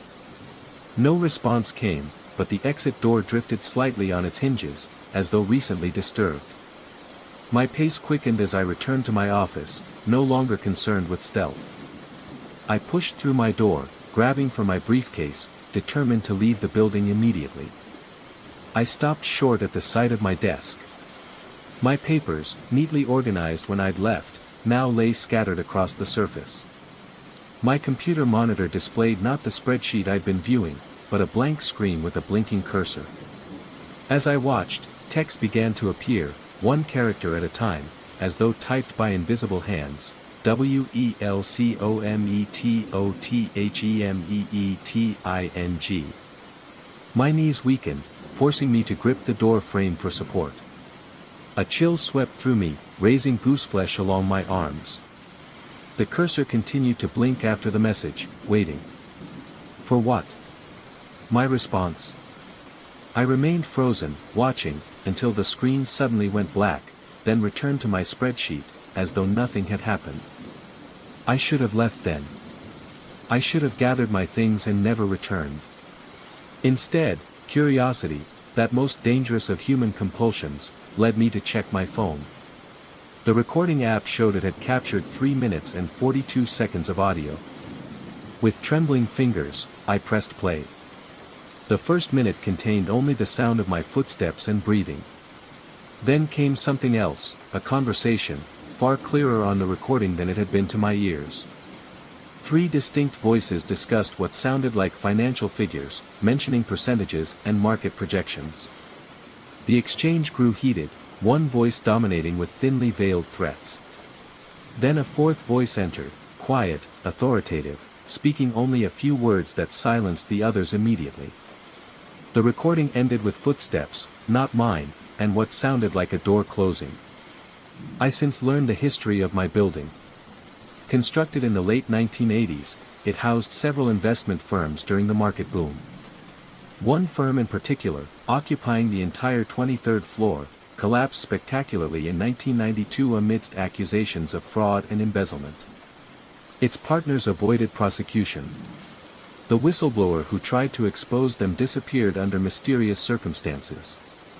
No body was ever found, no charges ever filed. The case went cold. I continue to work late occasionally, though never alone anymore. I hired an assistant who stays with me, safety in numbers, I tell myself. The voices still come at precisely 8:57 p.m., though they never progress beyond murmurs when we're both present. My assistant claims not to hear them, attributing the sounds to the building's infrastructure.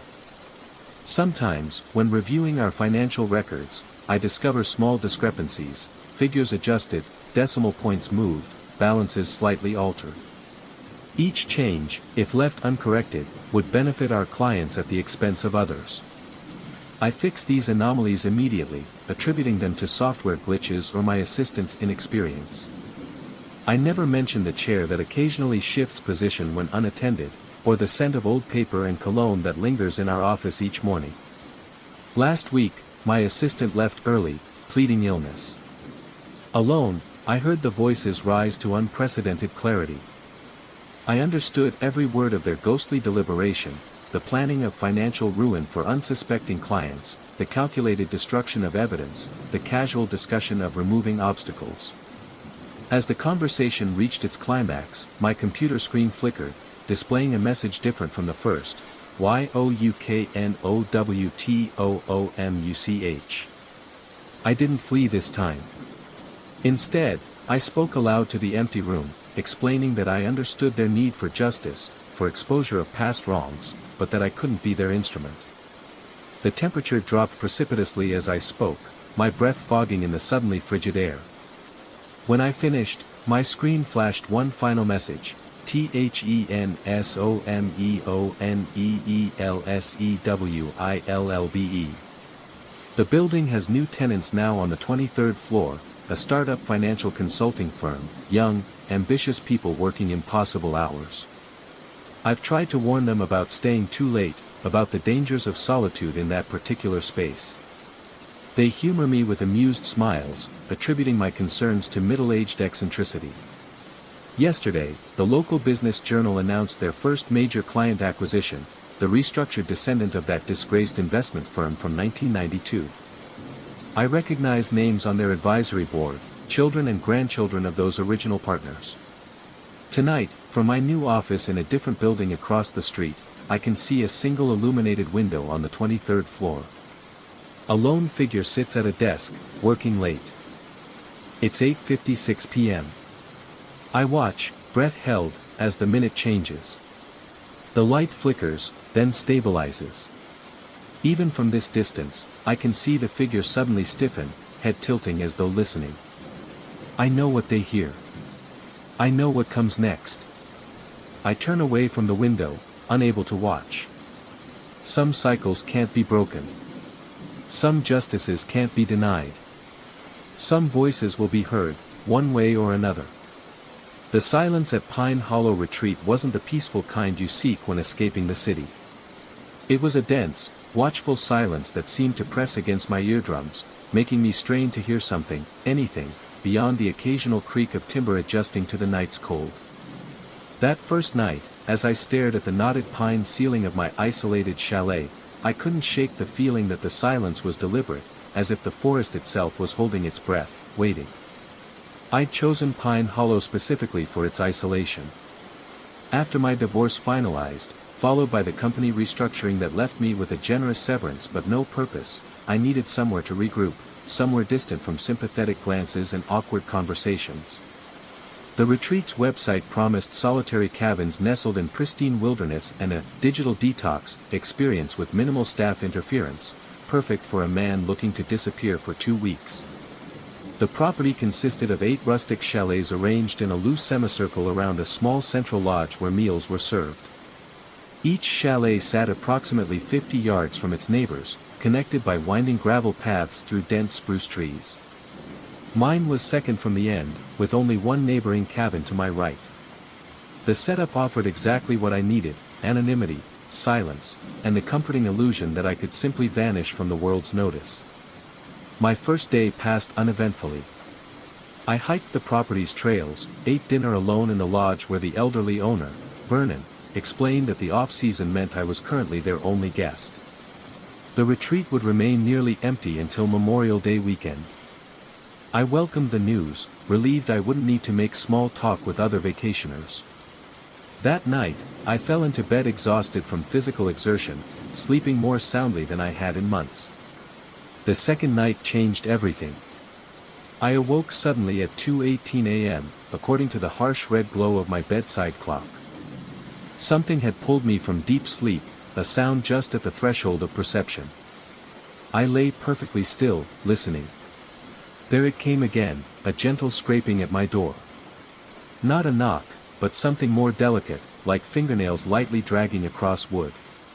My pulse quickened as I slipped from bed, my bare feet meeting the cold hardwood floor. The scraping continued, rhythmic and patient, for slow drags, pause, then 4 more. Standing frozen in the center of the cabin, I contemplated my options. Logic suggested wildlife, perhaps a raccoon or something larger drawn by the scent of the granola bars in my backpack. Yet the regularity of the sound held an undeniable deliberateness. "Hello." I called out, my voice embarrassingly thin in the darkness. The scraping stopped immediately. I grabbed the metal flashlight from my nightstand, heavy enough to serve as a weapon if needed, and approached the door. My hand hovered over the doorknob as sweat formed between my shoulder blades despite the night's chill. With a sudden surge of resolve, I yanked the door open.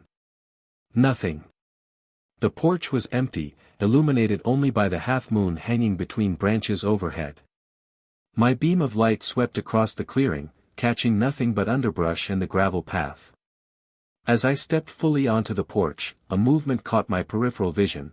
The door of the neighboring chalet was closing, slowly and silently, with just the faintest click as it latched. A wave of confusion washed over me. Vernon had explicitly stated I was the only guest. Perhaps another late arrival. Yet there had been no headlights, no sound of a vehicle on the gravel drive that encircled the property. I considered marching over to investigate, but something in the deliberate slowness of that closing door made my skin prickle. Instead, I retreated inside, double-checking the lock before returning to bed, where I lay awake until dawn painted gray light through the gingham curtains. At breakfast, I casually inquired whether another had checked in overnight. Vernon looked up from wiping down tables, his weathered face puzzled as he assured me that no, I remained their sole occupant. When I mentioned seeing the neighboring cabin's door close, his expression flickered briefly, something passing too quickly across his features to identify. He answered that perhaps the wind had caught an improperly latched door, mentioning they hadn't used that particular cabin in some time due to plumbing issues. His explanation was reasonable, yet the careful neutrality in his tone felt rehearsed. I didn't press the issue, though the encounter left a knot of unease in my stomach. That afternoon, I found myself drawn to the neighboring chalet. From the outside, it appeared identical to mine, a simple A-frame structure with a small porch and green painted door. The windows were covered with blinds drawn tightly closed. Standing before it in broad daylight, I felt foolish for my midnight anxiety. I tested the door and found it locked, further supporting Vernon's explanation. Satisfied, I continued my hike, determined to dismiss the incident. Night fell early, as it tends to in densely forested areas. I'd spent the day hiking more challenging trails and returned to my cabin exhausted, muscles pleasantly sore. After a hot shower and simple dinner, I settled into bed with a paperback thriller I'd brought along. Around 10 o'clock, as my eyelids grew heavy, I noticed it, a faint glow seeping beneath my door. Not my door, I realized with a jolt of adrenaline. The light was visible through my window, a thin yellow line beneath the neighboring chalet door. I sat up, book forgotten, and watched as shadows occasionally passed across that strip of light, suggesting movement inside. My mouth went dry as dust. Someone was definitely in that cabin, the supposedly vacant, plumbing-damaged cabin. I tried rationalizing the situation. Perhaps Vernon had been mistaken, or maintenance workers were making late repairs. Yet neither explanation accounted for his explicit denial of occupancy that morning. As I watched, straining for any sound, the light disappeared abruptly. The sudden darkness seemed more ominous than the light had been. I sat motionless for nearly an hour, eyes fixed on the window, before finally surrendering to exhaustion. The next morning, I found myself avoiding Vernon's gaze during breakfast, afraid my questions might betray how deeply the mystery had wormed into my thoughts. Instead, I studied him when he wasn't looking, noting the pronounced stoop of his shoulders, the way his hands trembled slightly when pouring coffee. He seemed frilier than I had initially observed, more worn by time or worry. When I returned to my chalet that afternoon, I noticed subtle changes. My hiking boots, left muddy by the door, had been shifted slightly. The paperback on my nightstand lay at a different angle than I remembered leaving it. Nothing substantial enough to justify accusation, yet concrete enough to confirm my growing suspicion: someone had been in my cabin while I was gone.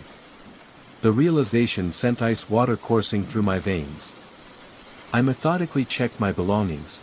Nothing appeared missing, just rearranged with an attention to detail that made the intrusion all the more disturbing. Someone had touched my things with careful precision, ensuring each item would be returned to a position close enough to its original placement that I might question my own memory rather than their presence. That night, I positioned a chair facing the window that overlooked the neighboring chalet. I left my lights off and waited, tension building in my shoulders until they ached. Shortly after midnight, the light appeared again beneath their door. This time, I was determined to confront whoever occupied the supposedly vacant cabin. I pulled on my boots without lacing them and stepped onto my porch. The night air carried a biting chill that cut through my thin pajamas. 20 yards of moonlit gravel separated me from answers. With each step, my heart hammered harder against my ribs. Standing before the green door, I could hear it now, a shuffling movement inside, rhythmic and dragging, like someone pulling an injured limb across floorboards. I raised my fist and knocked firmly. The shuffling stopped instantaneously. I know someone's in there. I called, my voice steadier than I felt. I've seen your lights for 2 nights now. Silence answered me, so complete I could hear blood rushing in my ears. I knocked again, harder this time, the impact stinging my knuckles. Vernon told me this cabin is vacant. Who are you? Still nothing, though I could feel attention focused on me from the other side of that door, as tangible as a physical touch. I tried the handle, locked, as before. Frustration overrode caution, and I pounded the door with the flat of my hand. Answer me. The whisper that came in response wasn't from behind the door, but directly beside my ear, so close I felt the ghost of breath on my skin, shoo, I jerked away violently, nearly falling off the small porch. There was no one beside me, no one visible in any direction. The forest stood silent witness to my escalating panic. A bead of sweat traced its way down my spine despite the cold air, raising goosebumps across my arms. That's when I noticed, while the chalet had appeared identical to mine during daylight inspection, in the moonlight I could see subtle differences. The wood of the porch seemed older, the grain patterns deeper and more pronounced. The green paint on the door was faded unevenly, with darker patches suggesting repairs to damage I couldn't quite discern in the dim light. But most disturbing was the realization that while light definitely emanated from within, it didn't match the yellow warmth of electric bulbs. This light pulsed subtly, a sickly pale glow with faint bluish undertones. Not electricity. Something else. I stumbled backward, no longer caring about answers, concerned only with distance. My heel caught on the edge of a porch step, and I fell hard, palms scraping against gravel. In that moment of vulnerability, sprawled on my back, looking up, I saw movement at the window. The blind shifted just slightly, and for an instant, I glimpsed something watching me, not a face exactly, but an impression of observation that sent primal terror coursing through me. I scrambled to my feet and ran, not stopping until I was safely locked inside my own cabin. I pushed a dresser against the door for good measure, ignoring the voice of reason that insisted I was overreacting. That night, I didn't sleep. I sat in the chair by the window, watching as the light in the neighboring chalet remained steady until dawn approached, then winked out precisely as the first birds began their morning songs. The final 3 days of my stay became an endurance test. I considered leaving early but found my tires mysteriously flat when I attempted to depart, all 4 simultaneously, a statistical improbability that Vernon attributed to metal debris on the service road when I sought his help. The earliest a mobile mechanic could arrive was precisely my scheduled departure day. Each night followed the same pattern, the scratching at my door around 2 a.m., the light in the neighboring cabin, the shuffling movements. I stopped investigating, instead huddling in my bed with blankets pulled tight around me, as if cotton and polyester could shield me from whatever existed next door. On my final morning, as I loaded my repaired car under Vernon's watchful gaze, he approached me with something clutched in his gnarled hand.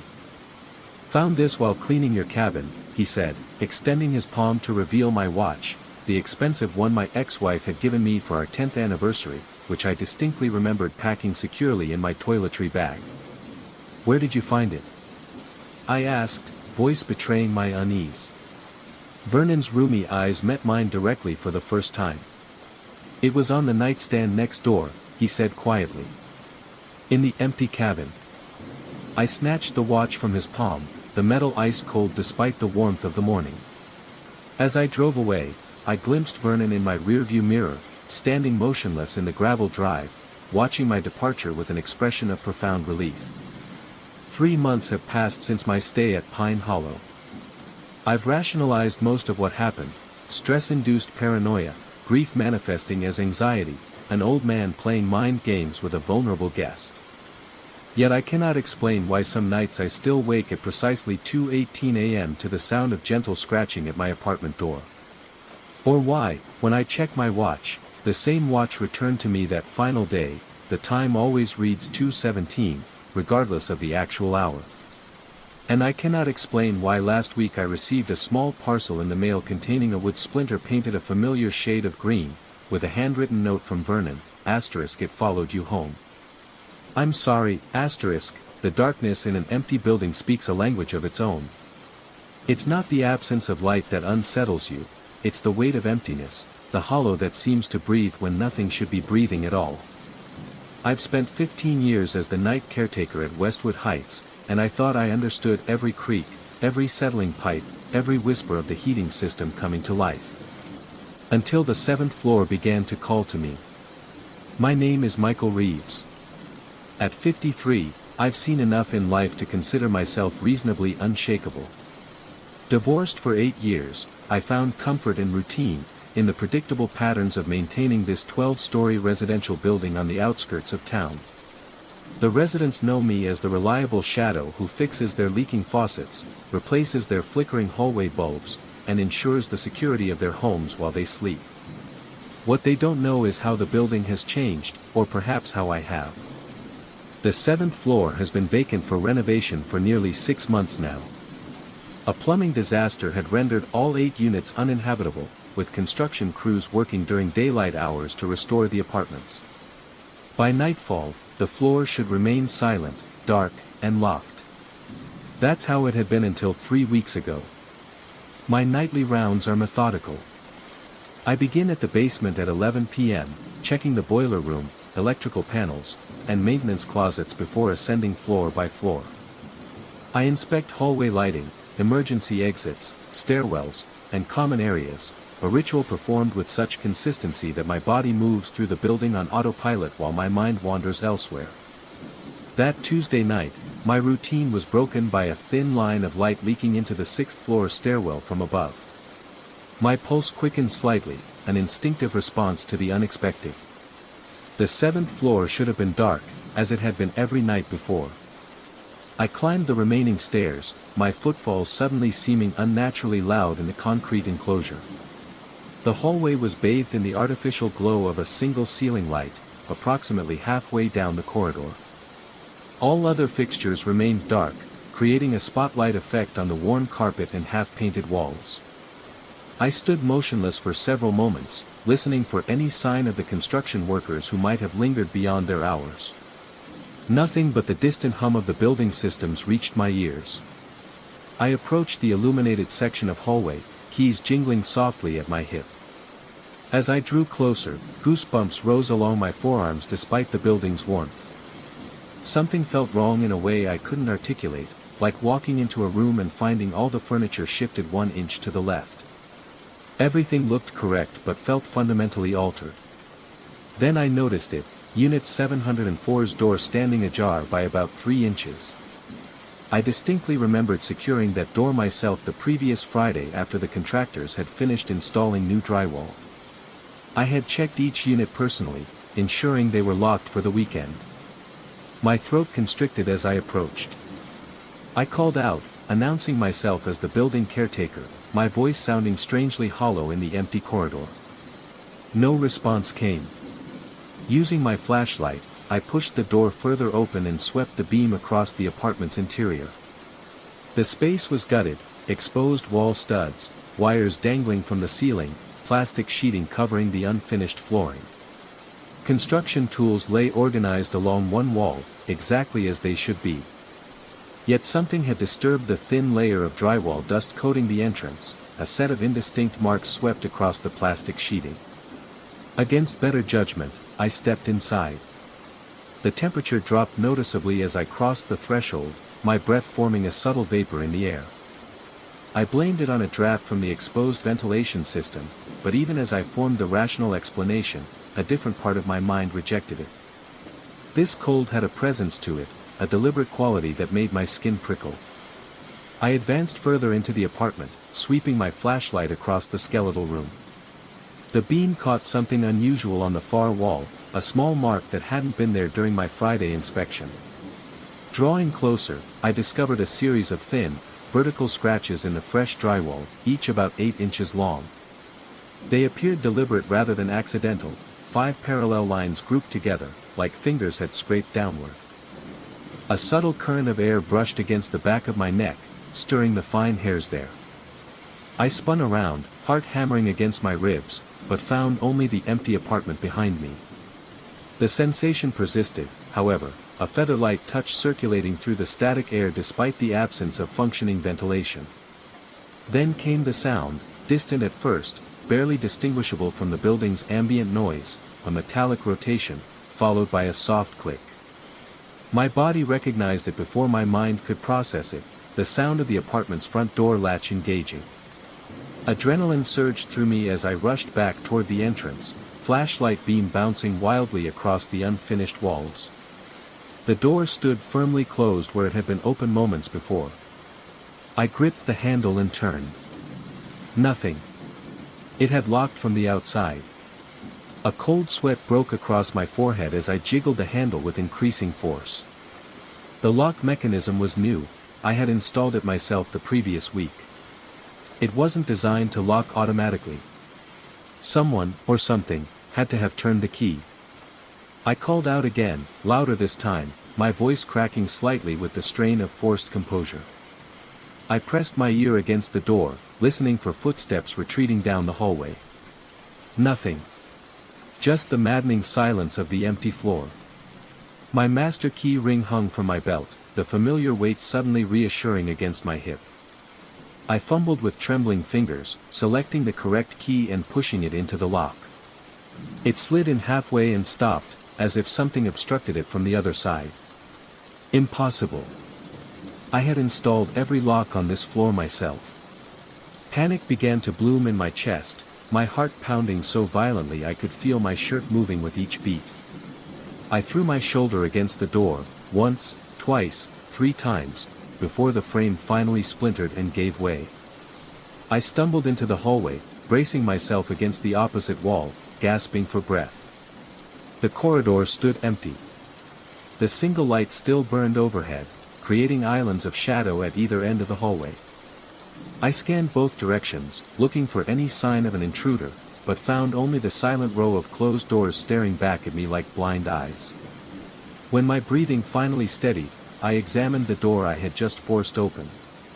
The lock appeared untampered with from the outside. I tested my key again, it now slid in smoothly and turned without resistance. The door swung freely on its hinges, showing no sign of having been jammed moments before. I convinced myself that the lock had malfunctioned, a reasonable explanation for a newly installed mechanism. I reported it in my maintenance log and finished my rounds, though my usual methodical pace had been replaced by hurried movements and frequent glances over my shoulder. 2 nights later, it happened again. Different unit, same floor. A light where none should be, a door that should have been locked standing open. This time, I didn't enter. I merely closed and locked the door, making a note to check the contractor's sign-out procedure. But as I turned to leave, the unmistakable sound of footsteps padded across the floor inside the apartment I had just secured. The following week brought more incidents. The pattern became predictable yet inexplicable, lights activating themselves in various sections of the 7th floor, doors found ajar that I personally had locked, cold spots that moved through the hallway like invisible pedestrians. I began documenting everything meticulously, cross-referencing with the construction foreman, who insisted his crew was adhering strictly to protocol, never remaining after hours, always securing the floor before departure. I installed motion-activated cameras at my own expense, eager to identify the trespassers I was certain were responsible. The footage showed nothing, just empty hallways and doors that opened by themselves, locks turning without visible assistance. In one particularly disturbing sequence, a shadow stretched across the wall without a corresponding figure to cast it, elongating like spilled ink before dissolving into the darkness. My sleep became fragmented, corrupted by dreams of endless corridors and doors that led nowhere. Dark circles formed beneath my eyes, and residents began to comment on my haggard appearance.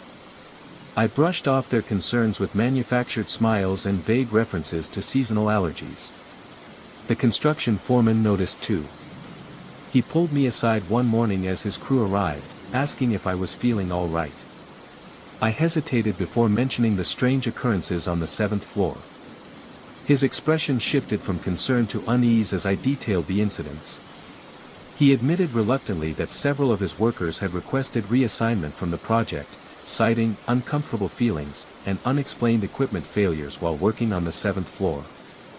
One electrician had quit entirely after claiming to hear someone whispering his name from inside a wall cavity. The foreman had dismissed it as job site superstition, but now he wasn't so certain. Those revelations should have reinforced my growing dread, but instead, they provided a strange comfort. I wasn't alone in my experiences. Whatever haunted the 7th floor had made itself known to others. This wasn't madness, or at least, not mine alone. Armed with this validation, I altered my approach.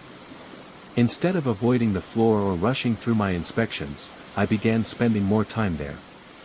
I would bring a folding chair to the hallway each night, positioning myself where I could observe the entire corridor, and simply wait.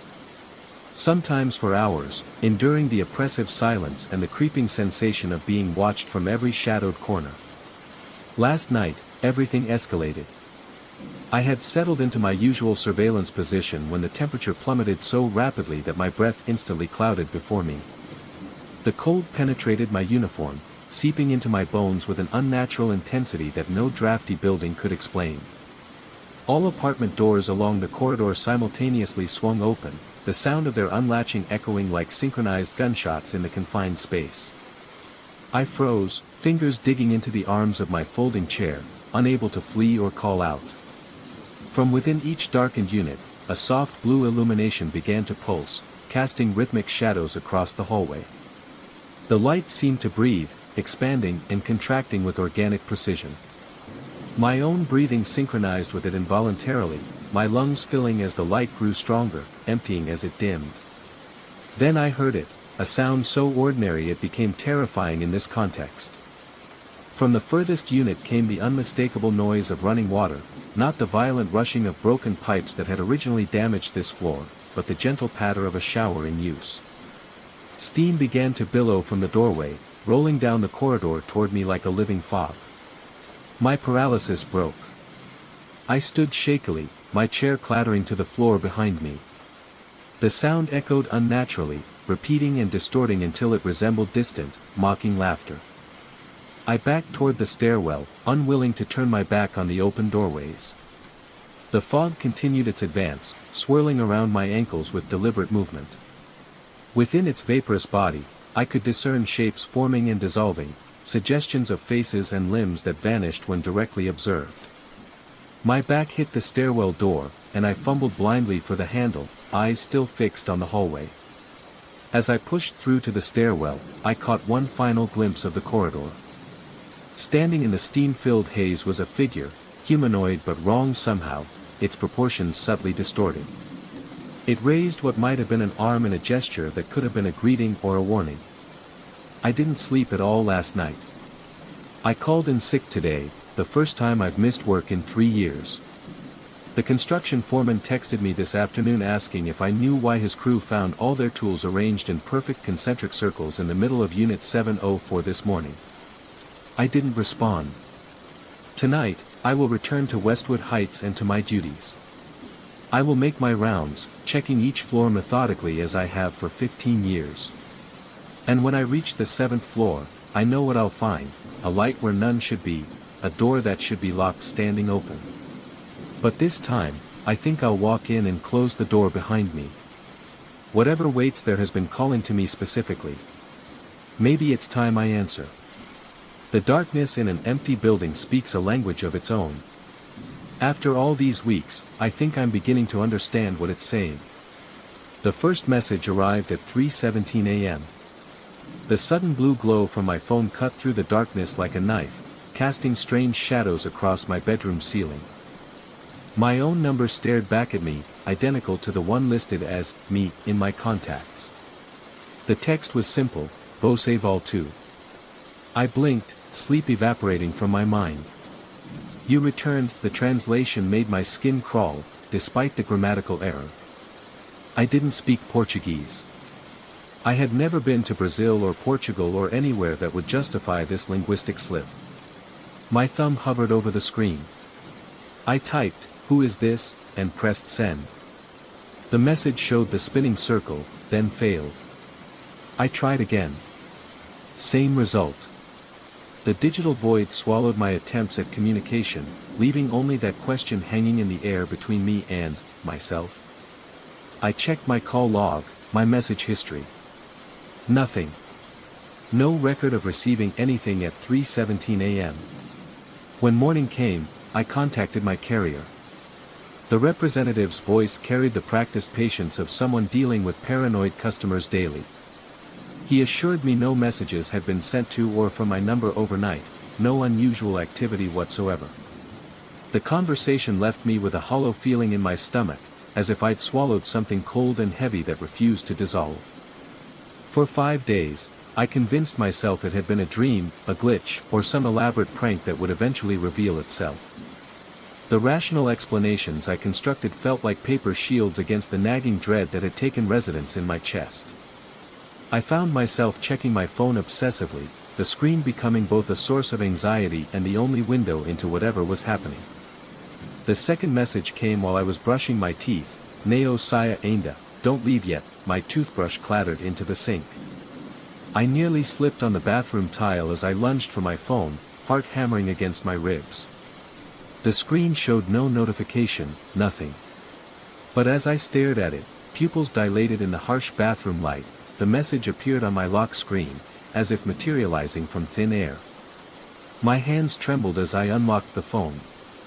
The message was there, then, in my normal messaging app, from my own number. I took screenshots, recorded a video of me scrolling through the conversation. I wasn't crazy. But when I logged into my carrier account once again, there was no record of these exchanges. Sleep became my enemy. I would lie awake, phone face down across the room, but still somehow feeling its presence, like a malevolent entity. The soft buzz of electronics in my apartment, the refrigerator's hum, the digital clock's subtle electrical pulse, took on sinister undertones. Each sound became a whisper, each shadow a potential threat. The messages continued, always in Portuguese, always from my own number, always vanishing from official records. "Eles estão ouvindo, they are coming, eu confio nos seus olhos, don't trust your eyes, lembra-se do acidente, remember the accident." The last one struck me like a physical blow. What accident? I had never been in any serious accident. The closest thing was a minor fender bender 3 years ago. But something about the phrase tunneled into my subconscious, burrowing deeper with each passing hour. I began researching Portuguese, using translation apps, seeking patterns in the messages. The sentences were grammatically correct but oddly constructed, as if translated from another language before reaching Portuguese. Or perhaps, I thought during one particularly dark night, as if composed by an entity that didn't quite grasp human communication. My work suffered. Colleagues noticed my bloodshot eyes, my jumpiness whenever a phone chimed anywhere in the office. My boss suggested I take some time off after I snapped at a client during a presentation when my phone vibrated in my pocket. I didn't tell him the real reason, that I was terrified of what new message might be waiting. At home, I began covering mirrors. I couldn't explain the compulsion, only that my reflection seemed subtly wrong, eyes holding my gaze a fraction too long, movement slightly out of sync with my own. The bathroom mirror was first, then the full-length one in my bedroom. I used old sheets, securing them with duct tape, ignoring how unhinged it made my apartment look. The messages grew more frequent, more urgent. "Eles estão usando seu rosto agora, they are using your face now, neo deixo que eles te substituam, don't let them replace you, o outro lado está vazando, the other side is leaking." I started sleeping with the lights on, when I slept at all. My apartment became a fortress, blinds drawn, doors double-locked. I began recording everything, setting up my laptop to capture video while I slept, hoping to catch what, I wasn't sure. But the camera's unblinking eye provided a thin veneer of security. The recordings showed nothing unusual, just me tossing and turning, occasionally checking my phone with wild, desperate movements. But watching myself sleep was its own kind of horror. There was something uncanny about seeing my unconscious body, vulnerable and unaware. Sometimes I thought I could see my eyes open slightly, staring directly at the camera, though I had no memory of waking. My investigation led me down increasingly strange paths. I researched quantum physics, theories about parallel universes, psychological disorders that could explain my symptoms, electromagnetic interference that might affect digital communications. Nothing provided a satisfactory explanation for messages that existed for me alone. The turning point came when I received, "Old para o su esta noite, look at the sky tonight." Something about the instruction felt different, less threatening and more guiding. That evening, I ventured onto my balcony for the first time in weeks. The night air felt alien against my skin after so long inside. Above me, an aurora rippled across the sky, green and purple waves dancing where they had no business being at this latitude. My phone buzzed in my hand. Você vê agora, do you see now? The aurora shouldn't have been visible here, not in this city, not this far south. Yet there it was, undulating across the stars like a living thing. My neighbors' apartments remained dark. No one was outside pointing cameras skyward. No social media exploding with aurora sightings. Just me, alone, witnessing something impossible. The next message broke the pattern. It came in English, *, the boundary is thinning. I don't have much time. You need to understand, *, my fingers shook as I typed a response, expecting the now familiar failure. But this time, the message sent. Who are you, *, I am you. From elsewhere. Another branch. The accident split us, *, cold sweat beaded on my forehead. The accident I couldn't remember. What accident? I typed. * the quantum computing experiment. You were there. I was there. We were the same until the divergence, * fragments of memory surfaced, a laboratory I'd never seen, equipment I didn't recognize, faces of colleagues I'd never met yet somehow familiar, like déjà vu given physical form. My head throbbed with each new image. He explained, the other me, from some parallel reality, that an experiment had gone wrong, creating a fracture between dimensions. In his world, I was a physicist working on quantum communication. The accident had split our timeline, creating divergent paths. He had been trying to reach across the divide to warn me. * They noticed the breach. The Guardians. They maintain the walls between realities. They're coming to seal it, *. Another message followed quickly, *, but they don't just fix the breach. They erase anomalies. People like us who have connected across boundaries, *, my throat constricted, lungs struggling for air that suddenly seemed too thin. How do I stop them? * You can't.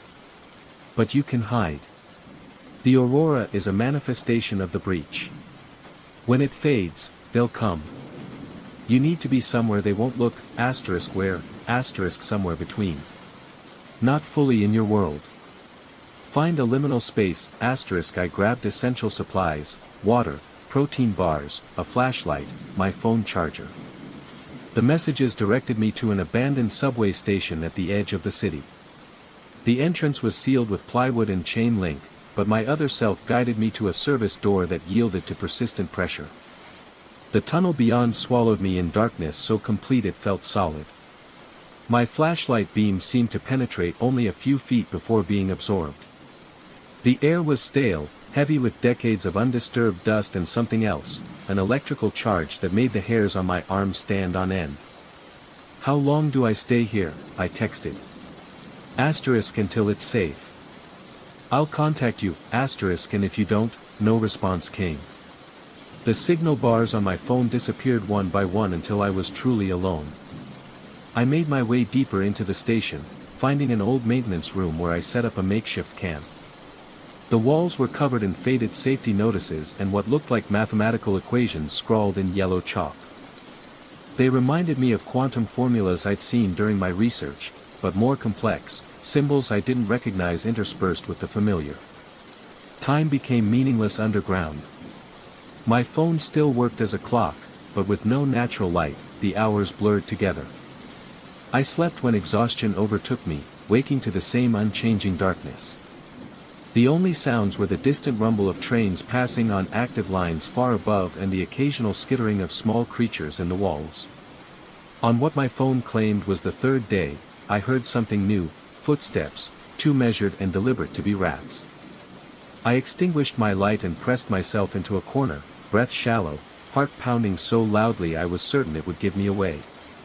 The footsteps passed my hiding place, paused, then continued. I caught a glimpse through a crack in the door, a figure that seemed to absorb light rather than be illuminated by it, moving with a fluid grace that no human could achieve. I remained motionless until long after the sound had faded. My phone lit up with a message, asterisk they're searching the boundaries. Stay hidden, asterisk then, moments later, asterisk I found a solution. We can't stay separated forever. But we can reintegrate, asterisk how? I typed, fingers clumsy with fear. Asterisk the breach goes both ways. I can pull you through, or push myself into your reality. But the transition would be, difficult, asterisk difficult how, asterisk our consciousness would merge.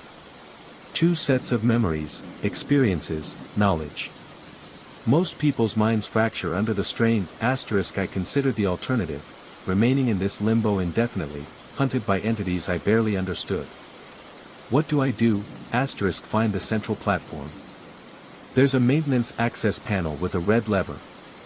When you pull it, focus on the accident, the memory you've been avoiding. It will create a quantum resonance between us, asterisk it took hours of careful movement through the darkness to find the platform. The access panel was exactly where he said it would be, hidden behind a defunct ticket booth.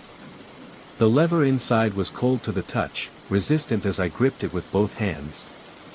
I closed my eyes and allowed the suppressed memories to surface, the laboratory, the humming machine, the sudden flash of light that seemed to tear reality itself. I remembered my other life, my work, my knowledge. As I pulled the lever down, electricity arced from the panel, enveloping me in blue-white light. Pain lanced through my skull as two sets of memories fought for dominance, childhood in Boston versus growing up in Chicago, studying literature versus quantum physics, relationships with different people who had never existed in the other's world. For a moment that stretched into eternity, I was everywhere and nowhere, everyone and no one.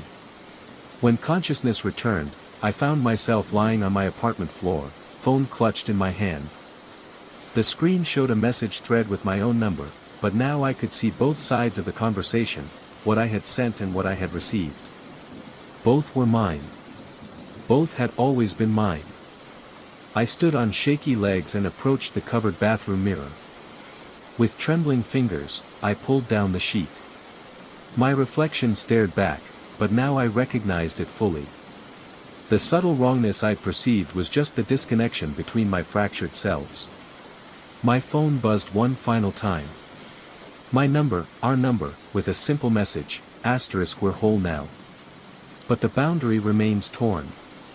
Others might find their way through, asterisk I glanced at my window, where the night sky appeared normal, stars visible between city buildings. No aurora, no visible breach. But I knew better now. Reality was thinner than anyone suspected, more permeable. And somewhere beyond the veil, the guardians were still searching.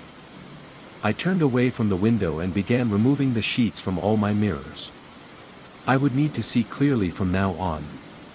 After all, I knew exactly what to watch for. I still feel it sometimes, that peculiar numbness that creeps from my jaw and spreads across my face like spilled ink on paper. It wasn't the typical dental anesthetic that wears off in hours. This sensation returns periodically, always at night, always when I'm alone, accompanied by the subtle metallic taste that floods my mouth. And when it happens, I know with absolute certainty that what I experienced was real, despite all evidence to the contrary. The pain started on a Tuesday, a dull throb that originated somewhere deep in my molar and gradually intensified until it became impossible to ignore. By Wednesday morning, the side of my face had swollen, and focusing on work became an exercise in futility between winces. I mentioned my predicament to Davis, a colleague I knew only through brief interactions in the break room, not someone I typically seek advice from. But desperation has a way of lowering standards. Davis's eyes lit up with unexpected enthusiasm. He scribbled an address on a post-it note, slid it across the table, and assured me that this dentist had performed miracles on his impacted wisdom tooth last year. The location seemed unusual, some office building in Havenbrook, a neighborhood on the outskirts of town where development had stalled after the economic downturn. I'd rarely ventured there, but the pain pulsing through my jaw eliminated any hesitation. That afternoon, I called in sick for the remainder of the day and drove across town. The roads grew narrower as I navigated through Havenbrook, passing shuttered storefronts and apartment complexes with more vacancy signs than occupied units. Fall had descended early that year, and a thin layer of mist hung over the streets, softening the edges of buildings and blurring traffic lights into hazy orbs. The address led me to a 10-story commercial building with a facade of smudged glass and weather-stained concrete. Unlike the surrounding decay, this structure maintained a peculiar dignity, as if existing in defiance of its deteriorating neighborhood. Inside, the lobby smelled of industrial cleaner and stale coffee. A directory board with missing letters displayed the building's occupants, law offices, accounting firms, a travel agency that likely hadn't booked a vacation since the internet took over, and there it was, Nightingale Dental Associates, Suite 813. The elevator ascended with mechanical reluctance, each floor marked by a subtle jolt. When the doors finally slid open on the 8th floor, I stepped into a hallway that stretched in both directions, lined with identical brown doors and illuminated by fluorescent lights that hummed like trapped insects. Suite 813 waited at the end of the corridor, past several vacant offices with darkened windows. I hesitated at the door, my pain momentarily eclipsed by an inexplicable apprehension. Something about the building's emptiness, the echo of my footsteps on the tiled floor, the peculiar stillness of the air, it all felt wrong somehow. But the throbbing in my jaw quickly reminded me why I had come. The dental office defied my expectations. Behind that unremarkable door lay an immaculate reception area with soft lighting and comfortable furniture. The walls were painted a soothing shade of blue, adorned with framed landscapes of serene mountain vistas. Soft classical music drifted from concealed speakers. The contrast with the dreary hallway outside was so stark that crossing the threshold felt like stepping into another world entirely. A receptionist looked up from her computer and smiled. Her face was pleasant but somehow forgettable, as if deliberately designed not to leave an impression. She checked my name against an appointment book, though I didn't recall making an appointment, and informed me with practiced efficiency that Dr. Nightingale could see me immediately. The waiting room remained empty save for myself, yet magazines were fanned out on side tables as if recently disturbed by other patients. She directed me down a short hallway to examination room 3. The dental chair faced a window overlooking the city, though the view seemed oddly unfamiliar from this vantage point, as if the building were taller than I had initially perceived. Dr. Nightingale entered moments later, his movements fluid and precise, his handshake firm but cold. His features were sharp and angular, high cheekbones, prominent jawline, deep-set eyes that reflected the overhead lights like polished obsidian. He examined my infected tooth with such gentle precision that I barely felt his instruments probing the sensitive area. His diagnosis came swiftly, an abscess requiring immediate drainage, followed by root canal therapy. The procedure could be performed right away, he assured me, his voice carrying a slight accent I couldn't quite place, something European, perhaps, or possibly Canadian, softening the consonants in a way that made his words sound almost melodic. I should have asked questions, about insurance, about credentials, about how Davis had found this place. Instead, I nodded eagerly, desperate for relief. The injection of anesthetic brought immediate numbness, spreading beyond the typical boundaries of dental work, creeping down my neck and across my shoulder. Dr. Nightingale worked methodically, his movements becoming increasingly blurred as whatever he had administered took stronger hold. The ceiling above me transformed under my drug-hazed gaze, the fluorescent panels seemed to pulse and shift, revealing glimpses of something else behind them, intricate patterns that appeared almost organic, like the branching of veins or the spread of roots. The classical music warped subtly, individual notes stretching beyond their natural duration. I tried to focus on the cityscape through the window, but even that had changed, buildings standing at impossible angles against a sky that had deepened to an unnatural indigo despite the early hour. Dr. Nightingale spoke occasionally, his words reaching me as if through water, something about exceptional conditions, about rare anatomical anomalies, about my tooth being particularly interesting. I felt pressure but no pain as he worked, and despite my growing unease, I remained perfectly still, my body no longer responding to my mounting anxiety. The procedure ended abruptly. Dr. Nightingale stepped back, removed his gloves with a crisp snap, and pronounced the treatment complete. The receptionist returned, helped me to my feet when it became clear my balance was compromised, and provided aftercare instructions printed on heavy, cream-colored paper with an elegant letterhead. I was to return in 7 days for a follow-up assessment. The numbness would subside within hours, she assured me, though certain sensations might persist longer due to the nature of the treatment. I left the building in a daze, the setting sun casting long shadows across the parking lot. The drive home remained a blur in my memory, marked by wrong turns and near misses at intersections. That night, I slept deeply and dreamlessly, waking the next morning with only a dull ache where the fierce pain had been. The week passed uneventfully. The infection appeared to have cleared, and I returned to work, mentioning my successful treatment to Davis in passing. He nodded distractedly, immersed in a spreadsheet, and made no acknowledgement of his recommendation. I attributed his lack of response to workplace stress and thought nothing more of it. On the 7th day, I returned to the building for my follow-up appointment. The lobby looked shabbier than I remembered, the floor tiles cracked in places, dust gathering in corners. The directory board showed no listing for Nightingale Dental Associates. Confused, I approached the security guard station behind a desk I hadn't noticed during my previous visit. According to him, there had never been a dental office in the building, certainly not in the last decade he'd worked there. Suite 813, he informed me with growing impatience, had been vacant since the previous tenant, a small accounting firm, had gone bankrupt 3 years earlier. I insisted I had been there just 1 week ago, but my protests only earned me suspicious glances and eventually a suggestion that I might want to check my records again. Determined to prove I wasn't losing my mind, I took the elevator to the 8th floor. The hallway appeared narrower, darker, and considerably more dilapidated than I remembered. Emergency lights cast a jaundiced glow over peeling wallpaper and stained carpet.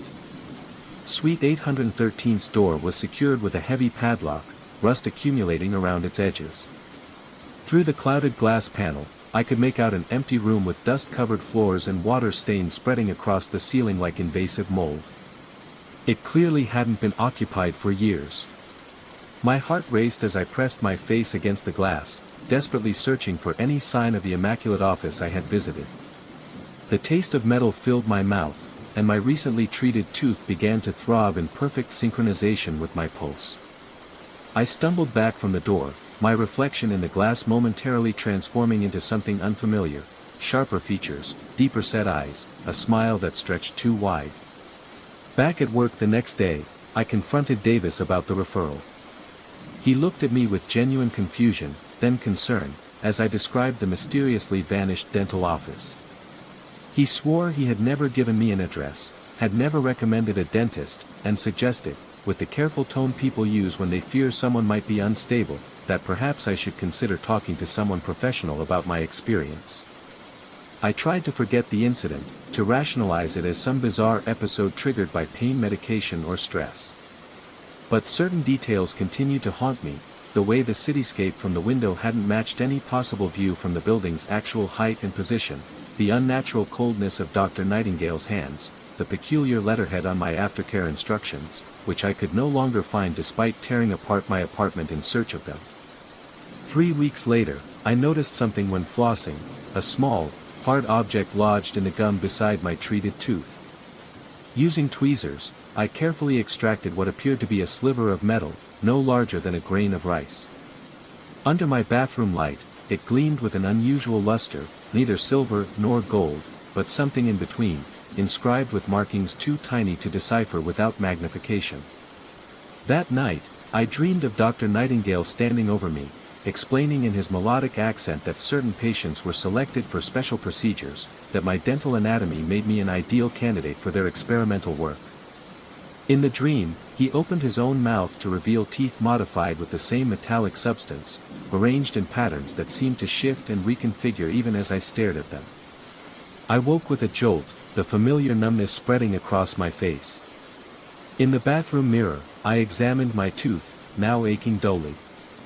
The gum around it had receded slightly, revealing what appeared to be a thin line of the same metal embedded at the base of the tooth.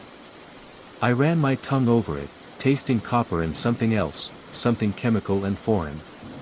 Over the following months, I consulted 3 different dentists. Each examined my tooth and found nothing unusual, just a standard root canal and crown performed with adequate, if unremarkable, skill. X-rays showed normal bone structure and no foreign objects. One dentist, more patient than the others, gently suggested that phantom sensations following dental work were not uncommon, particularly for patients with anxiety disorders. But I know what I felt, what I still feel when the numbness returns on random nights, accompanied now by brief bursts of what seem like transmitted thoughts, clinical observations, Dr. Nightingale's voice, descriptions of successful integration, mentions of subjects responding well to initial implantation. I've developed new habits since then. I avoid dentists entirely. I check and recheck the addresses of any medical professionals before visiting them. I've installed a small ultraviolet light in my bathroom, which I use nightly to examine my tooth, because under that specialized illumination, the crown emanates a faint, pulsing glow that no natural material should produce. Sometimes I drive past that building in Havenbrook, parking across the street to watch the 8th floor windows. Mostly they remain dark, but occasionally, always briefly, always late at night, lights flicker in Suite 813, casting angular shadows that move with unsettling precision. I've never worked up the courage to enter the building during these episodes. Part of me fears finding nothing but that empty, dusty room again. A greater part fears finding Dr. Nightingale waiting for me, instruments prepared for my next treatment. The small metal object I extracted sits in a glass vial on my nightstand. Sometimes it seems to shift position overnight, though I tell myself this is impossible. Twice I've tried to show it to others, but on both occasions, the vial appeared empty when I attempted to display it, only to reveal its contents again when I was alone. Last week, I noticed Davis looking at me strangely across the office. When our eyes met, he touched his jaw in exactly the spot where my treated tooth is located, then smiled, a smile that stretched slightly too wide, revealing teeth that caught the fluorescent lights with an unnatural gleam. He hasn't acknowledged the gesture since, responding with blank confusion when I carefully asked if his dental work had been done locally. I know how this sounds. I understand why no one believes me. But something happened in that dental chair in Suite 813, something beyond conventional explanation. Something was placed inside me, or perhaps something was awakened. And it remains there still, pulsing beneath the artificial crown, sending its signals to recipients I can only guess at. The most terrifying aspect isn't the possibility that I imagined everything, it's the growing certainty that I didn't. And the question of how many others like me are out there, carrying these small metallic seeds behind their perfect smiles, waiting for whatever harvest Dr. Nightingale and his associates have planned. Tonight, my tooth is throbbing again.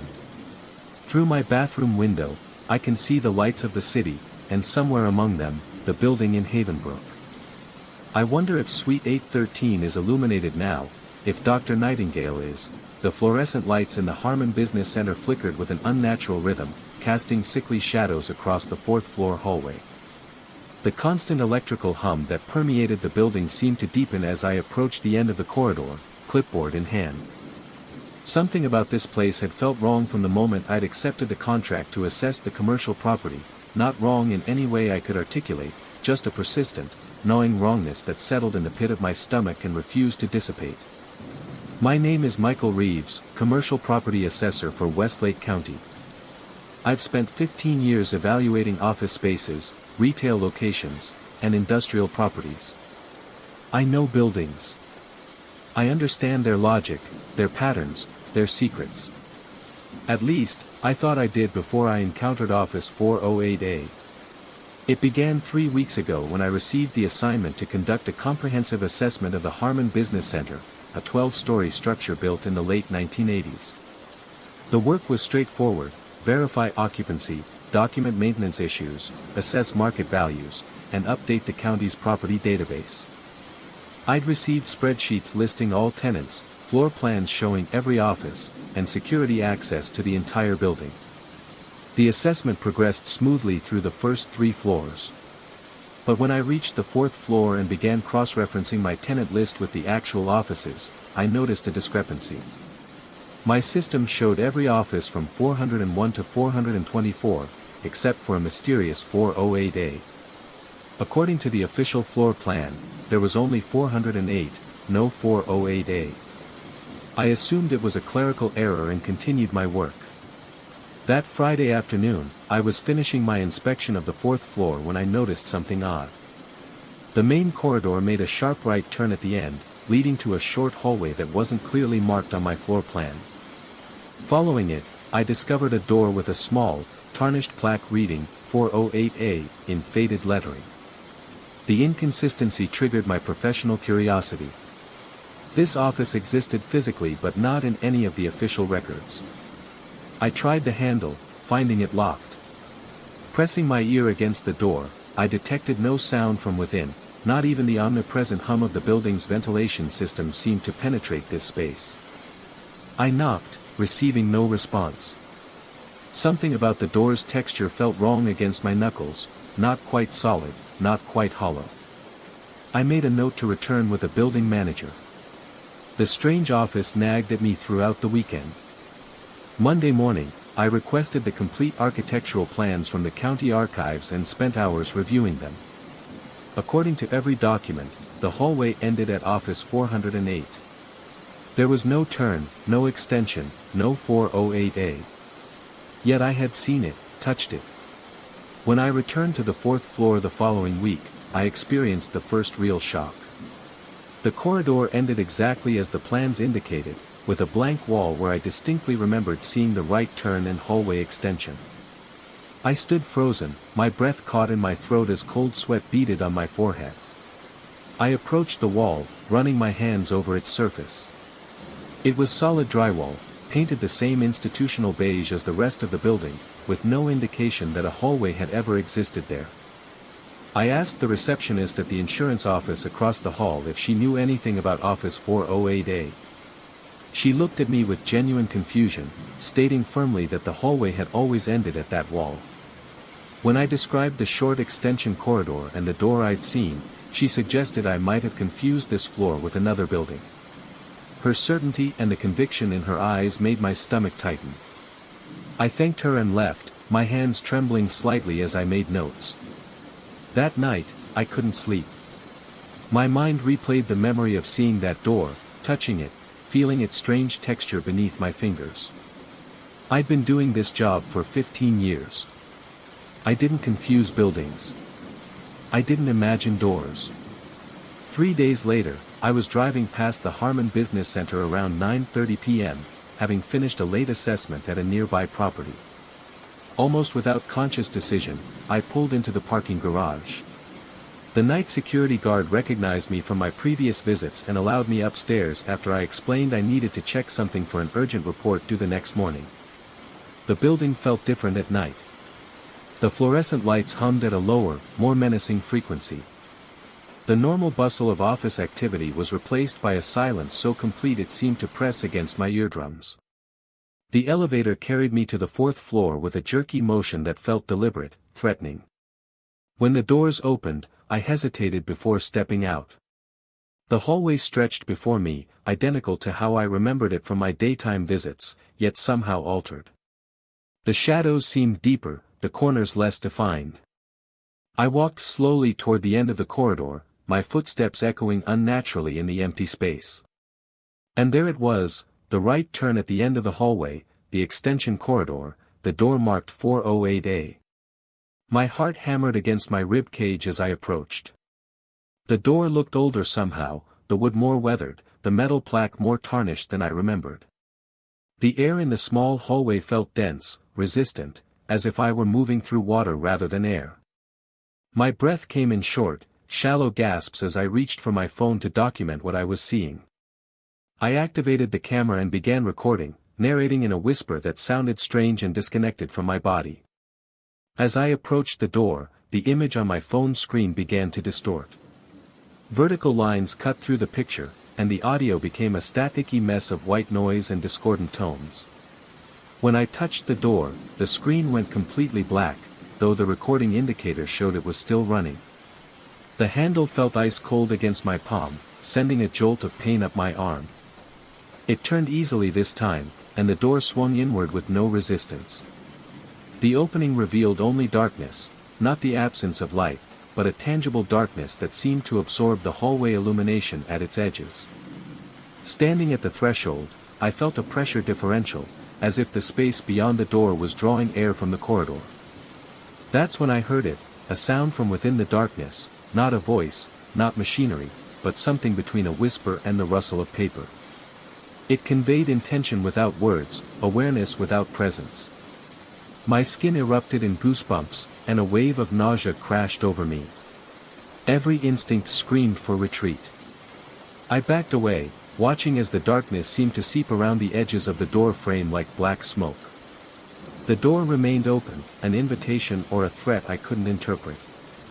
When my back hit the opposite wall, I turned and ran, not stopping until I reached the elevator. My hand shook so violently I could barely press the button for the lobby. In the parking garage, I sat in my car for nearly an hour, trying to calm my racing heart and rationalize what I'd experienced. When I finally felt composed enough to drive, I checked my phone to review the video evidence. The recording was there, nearly 6 minutes long, but played back as visual static and a horrible screeching noise that forced me to mute my phone. The final frames showed what looked like elongated fingers reaching toward the camera before cutting to black. I told myself I needed verification, confirmation from another person that what I was experiencing was real.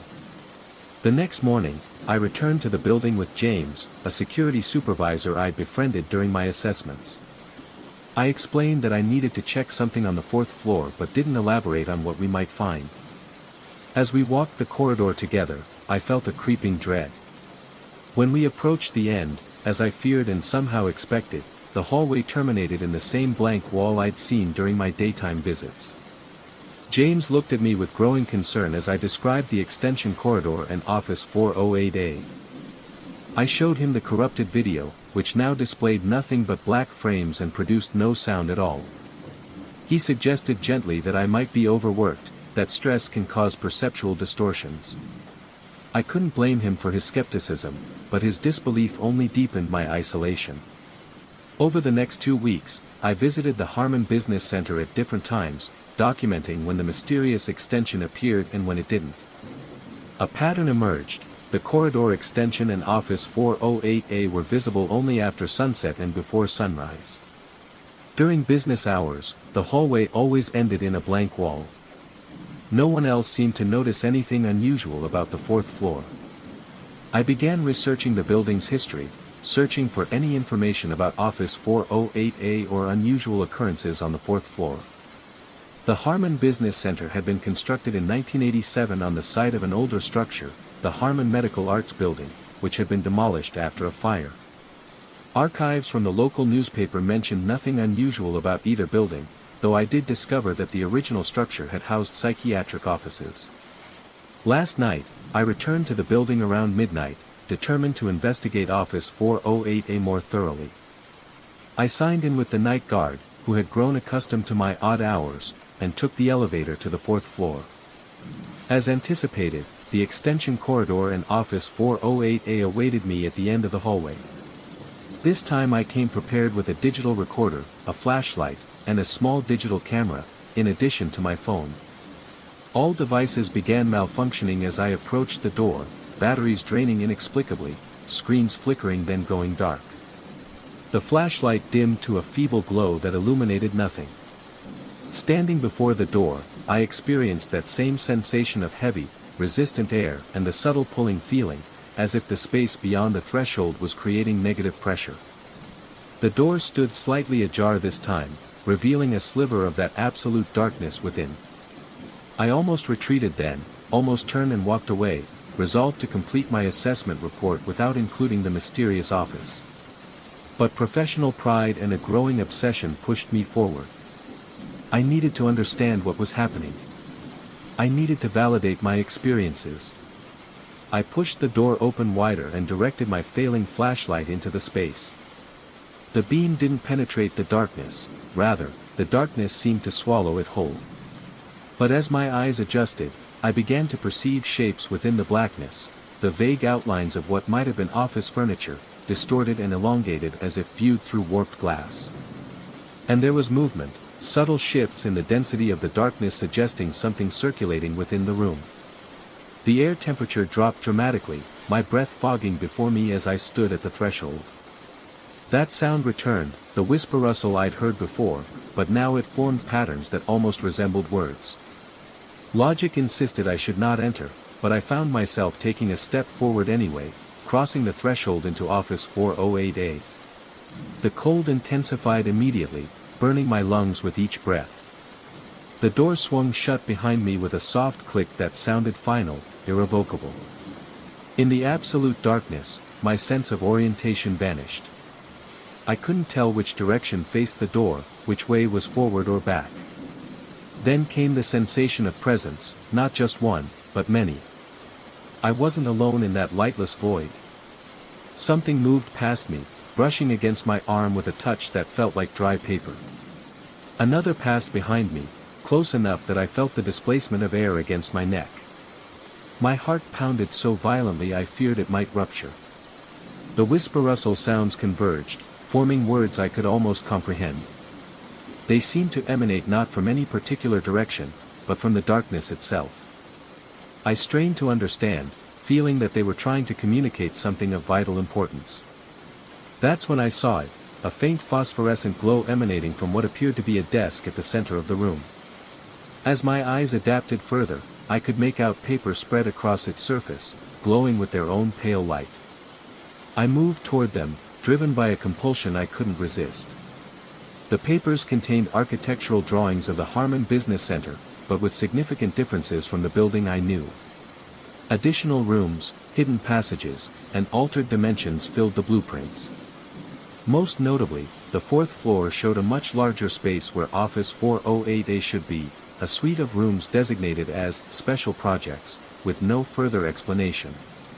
As I examined the papers, I noticed dates in the corners. They weren't from the 1980s when the current building was constructed, but from 2031, 6 years in the future. My hands trembled as I tried to process this impossibility. The whisper-rustle sounds intensified, becoming almost frantic in their rhythm. A sudden clarity struck me. Office 408A existed outside normal temporal boundaries. It wasn't disappearing and reappearing, it was phasing between different points in time. During business hours, it existed in another, when, perhaps the past or future, becoming accessible only during the liminal night hours when the building's energy patterns shifted. As this realization formed, the temperature in the room plummeted further. The papers on the desk began to curl and blacken at the edges, though no flame was visible. The presences moving around me grew more agitated, their paper-dry touches becoming more frequent, more insistent. I needed to leave, now. But in the disorienting darkness, I had no idea which direction would lead to the door. Panic surged through me as I turned in place, searching for any indication of an exit. My foot struck something solid, a chair or desk, sending me stumbling forward. My outstretched hands met a solid surface, a wall. I ran my palms along it, searching desperately for a door handle. The whisper-rustle sounds coalesced into a single voice, still not quite human, but clearly intelligible now. It spoke 4 words that froze my blood. Not yet your time. My searching fingers found a metal doorknob. I twisted it frantically, throwing my weight against the door. It opened suddenly, sending me sprawling into the brightly lit main corridor of the fourth floor. The door to office 408A slammed shut behind me with a force that shook the walls. I lay on the carpet, gasping for breath, my body trembling uncontrollably. When I finally managed to stand, I turned to look at the door and found only a blank wall, as if the extension corridor and office 408A had never existed. That was 3 days ago. I've submitted my assessment report for the Harmon Business Center, deliberately omitting any mention of office 408A. My supervisor has noticed my distracted state but attributes it to overwork.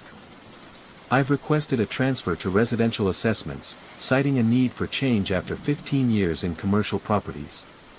But I know I'll return to the Harmon Business Center. The architectural drawings I saw in that darkness haunt my thoughts. What happens in 2031? What special projects will occupy that impossible space? Most troubling of all, I can't shake the certainty that I was meant to see those blueprints, that whatever entities inhabit office 408A wanted me to know about the building's future. Sometimes, when I'm alone in the silence of my apartment, I hear that whisper-rustle sound again, faint but unmistakable. And occasionally, from the corner of my eye, I glimpse movement, the shifting of shadows in a way that defies the physics of light. I've started avoiding mirrors after noticing that my reflection sometimes moves a fraction of a second too late. I don't know if I encountered something supernatural in office 408A or if the room represents some kind of temporal anomaly with a scientific explanation. What I do know is that whatever exists in that space recognized me, communicated with me, and, for reasons I cannot fathom, released me. Not yet your time, it said. The implication being that someday, it will be. The first thing I noticed wasn't the silence, but its absence. The distant hum of traffic I'd been hearing for miles suddenly vanished, replaced by a vacuum so complete it made my ears ring. That's when I checked my GPS and found the screen frozen, not displaying an error, just stuck, as if time itself had stopped for everything except me and my aging sedan. I'd been driving for 3 hours when I decided to take that detour. Interstate 70 had become a parking lot, an accident ahead according to the radio, and my brother was expecting me for dinner. The clock read 4:37 p.m. The GPS suggested a secondary route that would rejoin the highway past the congestion, so I took the next exit without hesitation. State Road 177 looked innocuous enough, a 2-lane asphalt ribbon cutting through dense woodlands. Nothing about it suggested what was to come. 20 minutes in, the trees grew thicker, pressing against the edges of the road. The late afternoon sun filtered through the canopy in fractured patterns that made my eyes strain to adjust between light and shadow. That's when my phone lost signal, a minor inconvenience, I told myself. The GPS would still work offline. Except it didn't. The blue dot representing my position remained stuck, while the directional arrow spun uselessly. I maintained my speed, confident the road would eventually lead somewhere recognizable. That's when I noticed the first mileage sign, 177 south, 23 miles to junction 40. Standard green reflective material, nothing unusual. 2 minutes later, another sign appeared, 177 south, 25 miles to junction 40. My foot eased off the accelerator. Had I misread the first sign? I shook my head and pressed on. The next sign left no room for doubt, 177 south, 28 miles to junction 40. The distances were increasing. I was driving south but somehow getting further from my destination. A cold sweat broke out across my forehead. I checked my watch, 5:12 p.m. The afternoon sun should have been lower in the sky, but when I looked outside, the golden light appeared higher, more like mid-afternoon. My dashboard clock now read 3:47 p.m., nearly an hour earlier than when I'd left the interstate. I pulled onto the shoulder, tires crunching over gravel. The engine idled as I gripped the steering wheel until my knuckles whitened.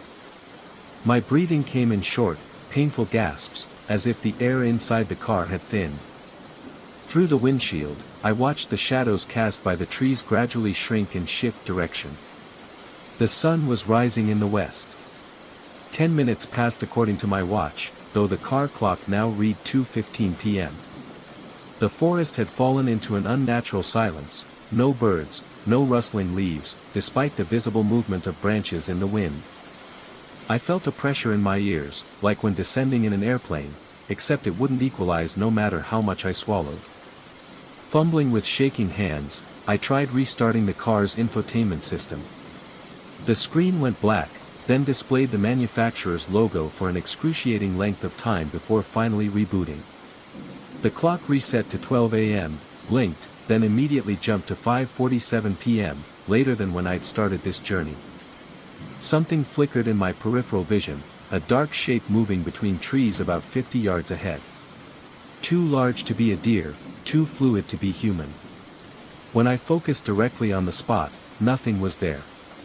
But the sensation of being watched intensified until my skin prickled with gooseflesh.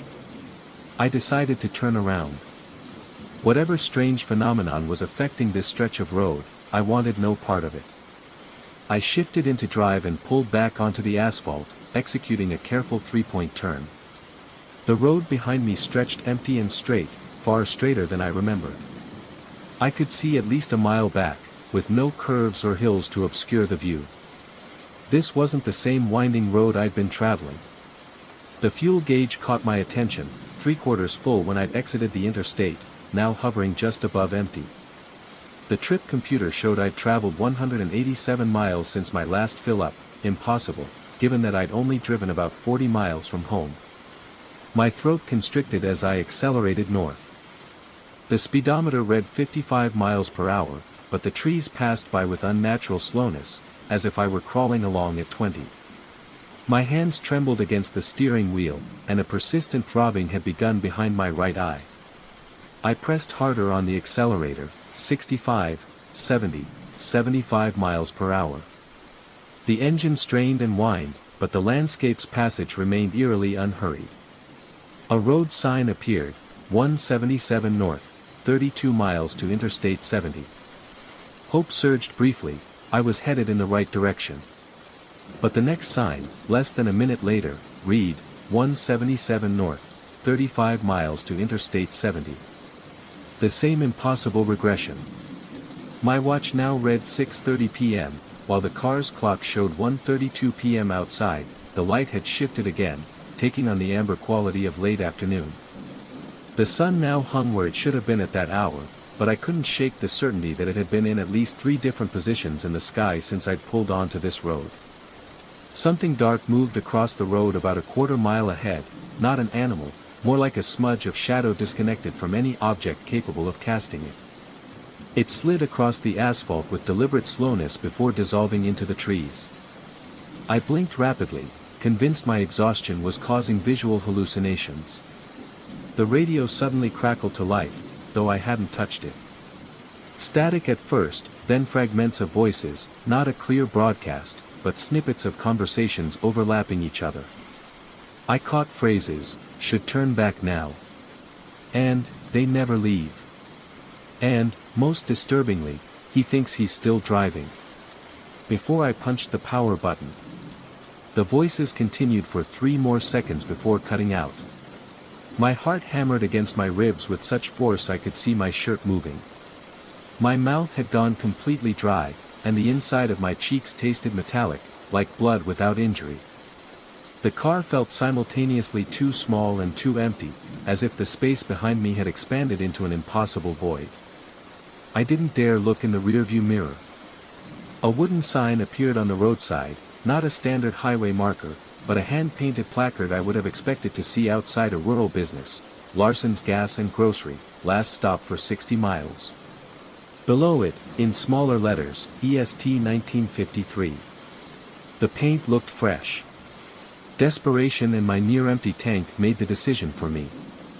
I slowed as a small clearing appeared on the right, revealing a single-story clapboard building with 2 ancient gas pumps out front. The place looked like it had been plucked straight from the 1950s, down to the Coca-Cola thermometer hanging beside the front door. No other vehicles were visible.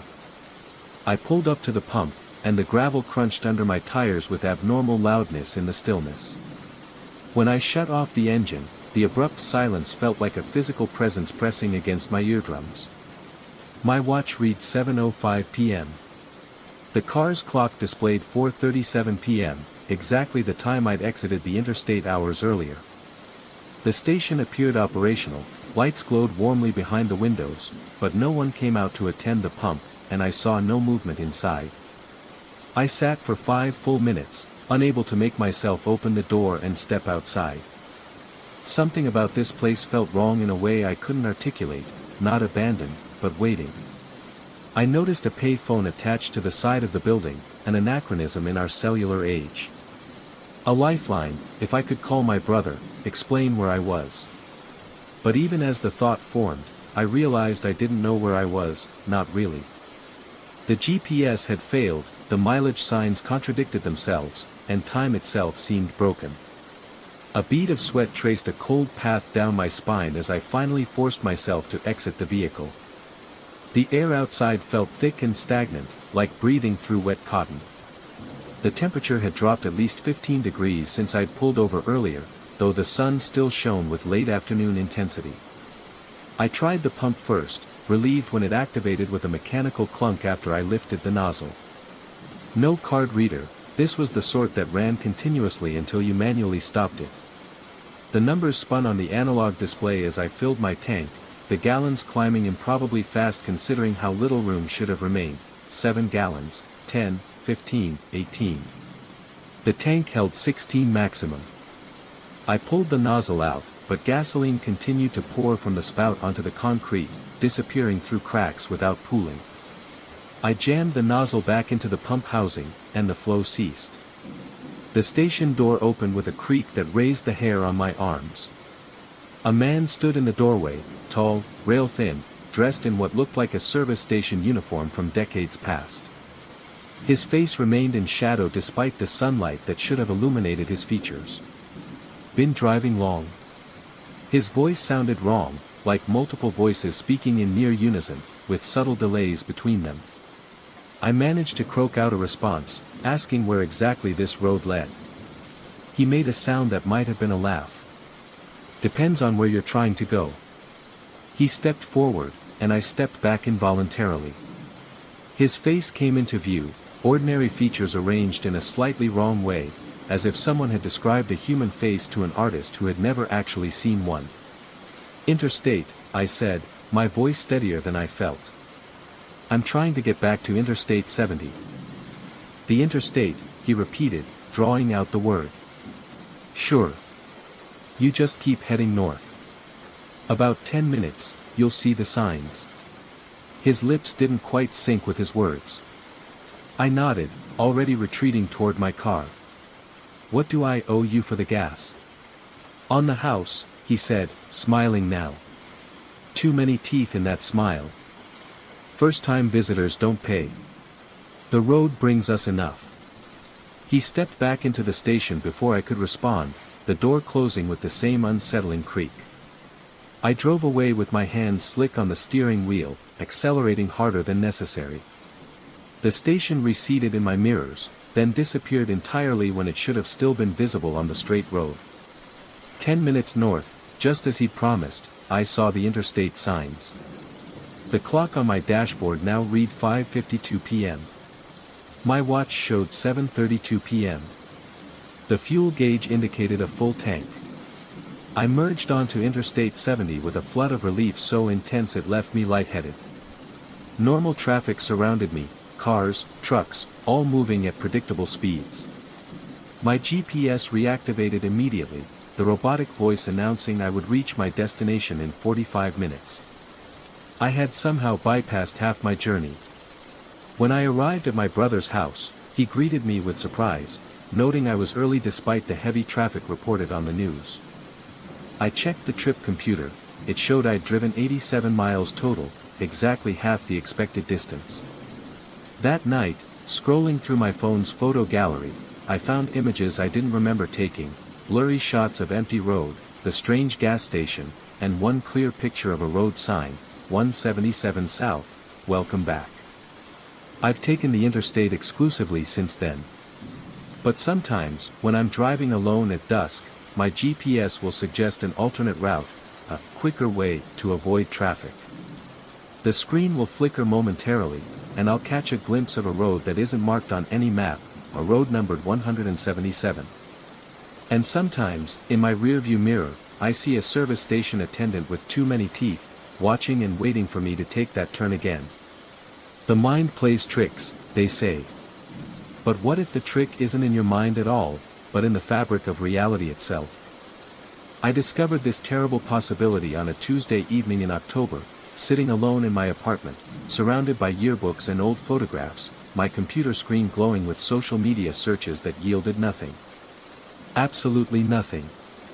My hands trembled as I ran them through my hair for the 100th time, a cold sweat breaking out across my forehead despite the chill in the room. How could someone I spent nearly every day with for 3 years simply not exist? How could Marcos Alvarez, my closest friend during high school, have vanished, not just from my life, but from existence itself? I remember him clearly, 6 feet 2 inches, wavy black hair that fell just above his shoulders, a small scar above his right eyebrow from a childhood accident involving his brother's bike. The way he'd crack his knuckles before every basketball game, a habit I found annoying but predictable. His laugh, a short, explosive burst followed by a wheezing sound when something really got him going. The smell of his mother's homemade empanadas that he'd bring for lunch occasionally and always share with me. These memories aren't vague impressions, they're vivid, detailed recollections of someone I knew better than most of my family members. Yet here I was, 32 years old, staring at our senior yearbook, and Marcos wasn't in it. Not in our class photo. Not in the basketball team picture, where he'd been starting power forward. Not in any of the candid shots from prom, where we'd both gone stag and spent most of the night making fun of the couples on the dance floor. In the basketball team photo, where I clearly remember Marcos standing behind me with his hands on my shoulders, there was instead a short, blonde kid named Trevor whom I barely recall from math class. This discrepancy first occurred to me 3 weeks ago when my mother shipped me a box of my old high school memorabilia she'd found while cleaning out the attic. Among the items was a trophy our debate team won junior year. I distinctly remembered that tournament. Marcos and I had prepared for weeks, staying up late at his house refining arguments, his father bringing us coffee at midnight despite his mother's protests about caffeine. The moment we won, Marcos had grabbed me in a bear hug so tight I could barely breathe, whispering, "We actually did it, man," in my ear with a voice thick with emotion. But the inscription on the trophy listed only my name and that of Sarah Martinez, a girl I certainly knew but had never partnered with for debate. When I called my mother to ask about this, her confusion was genuine. She'd never heard of Marcos Alvarez. Maybe from college, she suggested. But no, I was certain he was from high school. I even described him to her, his height, his hair, the black leather jacket he wore nearly every day despite the Texas heat. Nothing registered. I became obsessed with finding proof of his existence. I contacted old classmates through Facebook, casual messages asking if they remembered Marcos from the basketball team or debate club. Each response twisted the knife deeper. No one remembered him. Some suggested I might be thinking of Marcus Reynolds, a popular senior when we were sophomores, but that wasn't right. Others thought perhaps I was confusing high school memories with college ones, as my mother had suggested. I dug out old papers from high school, convinced I'd find his name on group assignments or at least a mention in my own juvenile journals. Nothing. I found a paper I specifically remembered writing with him, our analysis of The Great Gatsby that earned us an A+ in AP English, but the paper showed only my name at the top. The rational part of my brain suggested there must be a simple explanation. False memories are a documented psychological phenomenon. Perhaps I'd created Marcos as a composite of several friends. Or maybe there was a real Marcos, but from a different period of my life, and my mind had simply misplaced him in time. But these explanations felt hollow against the sheer volume and clarity of my memories. It was during this period of questioning that I began to notice strange occurrences around my apartment. At first, they were subtle enough to dismiss: a book out of place, a cup I didn't remember leaving on the counter, my keys on the hook when I thought I'd left them by the door. But as my search for evidence of Marcos intensified, so did these disturbances. One night, I woke at 3:17 a.m. to the sound of basketball dribbling, not from outside, not from a neighbor's TV, but from inside my living room.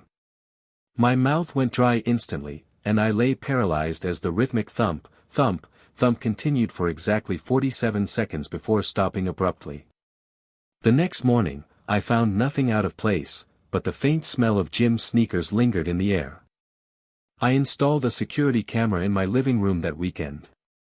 It recorded nothing unusual for the first few nights, though I continued to hear sounds, whispered conversations just at the edge of comprehensibility, laughter that seemed to come from inside the walls, the creak of my couch as if someone had just sat down when no one was there. The camera captured none of this. Then, on the fifth night, something changed. Reviewing the footage the next morning, I noticed a glitch at 3:17 a.m., the same time I'd heard the basketball dribbling days earlier. The video feed didn't cut out entirely, but the image warped, stretching and compressing as if seen through a heat mirage. And in that distortion, for approximately 4 seconds, I could make out the silhouette of someone sitting on my couch, someone tall, with hair that fell to their shoulders. My heart hammered against my rib cage as I replayed those 4 seconds dozens of times, my fingers trembling so badly I kept missing the pause button. It wasn't clear enough to definitively say it was Marcos, but it wasn't clear enough to say it wasn't him either. What was clear was that someone, or something, had been in my apartment, and my camera had barely captured it. I printed a still from the video, the blurry silhouette circled in red marker, and added it to my growing wall of evidence, a detective board worthy of any crime show, with sticky notes, string connections, and timeline markers. I was no longer just trying to prove Marcos had existed, I was trying to understand what was happening to me now. Sleep became almost impossible. Each night the disturbances grew more pronounced. The temperature in my apartment would drop suddenly in specific spots, cold enough that my breath would fog if I walked through them. Electronics malfunctioned, my TV turning on by itself to static, my phone ringing with no caller ID and no one on the line when I answered. 3 times I found handwritten notes in what looked like my own handwriting, but with messages I had no memory of writing. Remember the pizza place, check the roof, he's still watching. The pizza place referred to in the note had to be Gino's, a local joint where Marcos and I used to go after basketball games. It had closed years ago, but the building was still there, now a vape shop. The roof, that had to mean our high school roof, where we'd sometimes sneak during lunch breaks to get away from the noise of the cafeteria. The last note, though, he's still watching, that one chilled me to the core. Because I'd begun to feel exactly that, watched. It wasn't just paranoia. The hairs on the back of my neck would stand up suddenly. Reflective surfaces, windows at night, my bathroom mirror, even the screen of my turned-off TV, seemed to show movements just at the edge of my vision, movements that disappeared when I turned to look directly. I began avoiding mirrors altogether, taking quick showers with my eyes fixed firmly on the tiles. My performance at work suffered. Colleagues noted my distraction, my bloodshot eyes, my startled jumps when someone approached my desk unexpectedly. My boss suggested I take some personal days, concern evident in her voice. I agreed, not because I wanted the time off, but because I needed to pursue this mystery with my full attention. With this newfound freedom, I drove to my old high school, arriving just as classes let out for the day. The building had been renovated since my time there, but the basic layout remained the same. I spoke to the front office, spinning a story about researching for a memoir, and asked if I could see past yearbooks. The secretary, an older woman with sympathetic eyes, led me to the library where archives were kept. I spent hours going through yearbooks, not just from my years, but from the years before and after as well. No Marcos. I expanded my search to club photos, sports teams from other seasons, candid shots in the hallways. Nothing. According to these records, Marcos Alvarez had never attended Westlake High. As I was leaving, deflated and more confused than ever, I passed the trophy case in the main hallway. There, among the sporting achievements and academic honors, was our debate trophy. I pressed my face close to the glass, my breath fogging the surface as I read the inscription, my name and Sarah Martinez's, just as on my copy at home. But as I pulled back, the reflection in the glass showed something that made my blood run cold. Over my shoulder, just behind me, stood a tall figure with shoulder-length dark hair. I spun around so quickly I nearly fell, but there was no one there, just confused students giving the weird adult a wide berth as they hurried to their buses. The drive home was a blur. My hands shook on the steering wheel, and twice I had to pull over when I thought I saw someone in my back seat through the rearview mirror. By the time I reached my apartment, the sun was setting, casting long shadows across the parking lot. I sat in my car for nearly 20 minutes, gathering the courage to go inside, the weight of what I'd seen, or thought I'd seen, pressing down on me like a physical force. Inside my apartment, everything was exactly as I'd left it, yet somehow different. The air felt charged, like the atmosphere before a thunderstorm. I went straight to my evidence wall, staring at the blurry silhouette from my security camera. That's when I noticed something I'd missed before, a reflection in my TV screen, visible in the corner of the frame. A tall figure standing behind me as I slept on the couch. My legs gave out, and I sank to the floor, my back against the wall, eyes fixed on that image. The rational explanations I'd been clinging to evaporated. This wasn't false memory or misplaced nostalgia. Something was happening that defied conventional understanding. I grabbed my laptop with shaking hands and began typing everything I could remember about Marcos, every interaction, every conversation, every shared experience. The words poured out of me in a frantic stream, as if by documenting him thoroughly enough, I could somehow anchor him to reality. I wrote for hours, pausing only when my fingers cramped or when strange sounds from elsewhere in the apartment demanded investigation.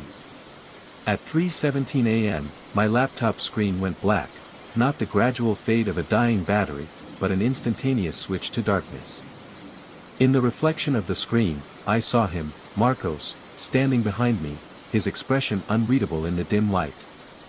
I couldn't move, couldn't breathe, as he leaned down toward my ear. The voice that came was familiar yet distorted, as if speaking through water, asterisk, you weren't supposed to remember me. Asterisk, I closed my eyes instinctively, my heart threatening to burst from my chest. When I opened them again, my laptop screen had returned to normal, the document with all my memories of Marcos still open. But there was new text at the bottom, text I hadn't written, asterisk, some things are forgotten for a reason. Some people exist between worlds. I was your friend, but I was never supposed to be real. By remembering me, you've torn something that shouldn't be torn. I'm neither here nor there now.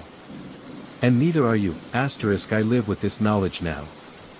I've stopped trying to prove Marcos existed to others or to myself.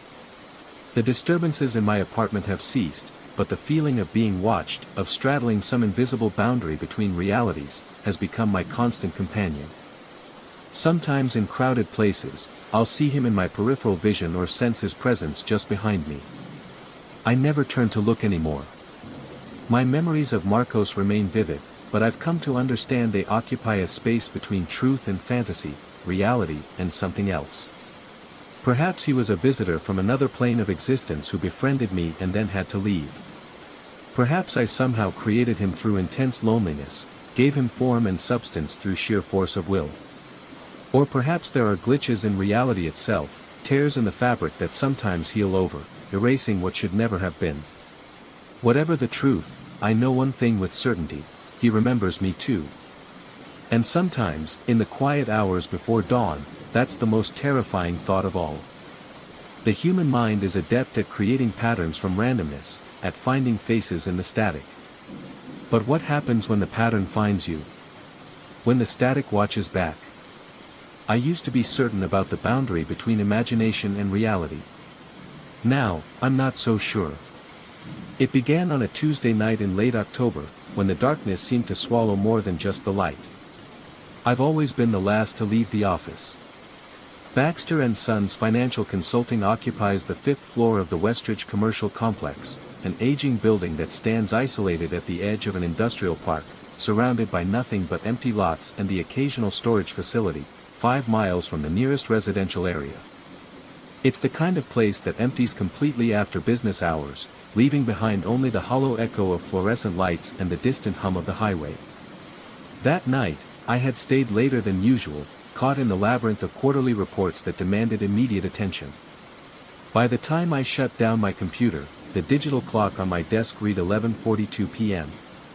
The cleaning crew had come and gone hours ago, leaving behind the chemical scent of industrial disinfectant that always made my sinuses burn. As I gathered my belongings, the silence pressed against my eardrums like cotton wool. The building had settled into that peculiar stillness that seems to amplify every small sound, the tick of the wall clock, the distant gurgle of pipes, the soft whisper of air through vents. I remember thinking how different a place becomes when humans vacate it, as if the walls themselves exhale once we're gone.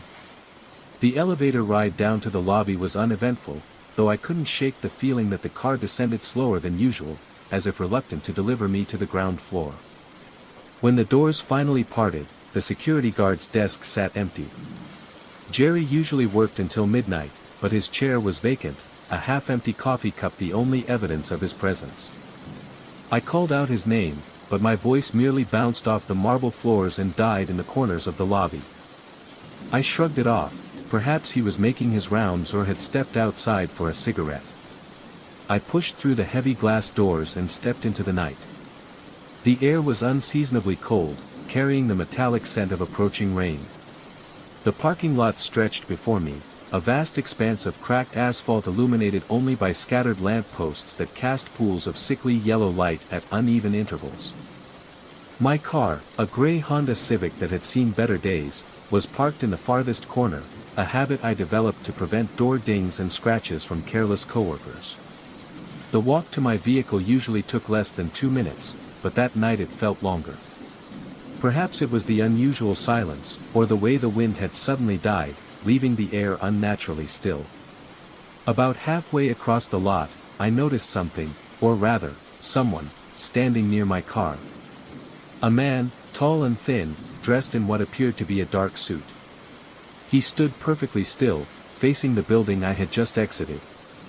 Even from a distance, something about his posture seemed wrong, too rigid, too perfect in its stillness. No shifting of weight from foot to foot, no subtle movements of the head or shoulders that betray the presence of life. My pace faltered for just a moment before I forced myself to continue walking, my keys clutched tightly in my right hand, the jagged edge of my car key protruding between my knuckles, a defensive measure I'd learned in a self-defense class years ago.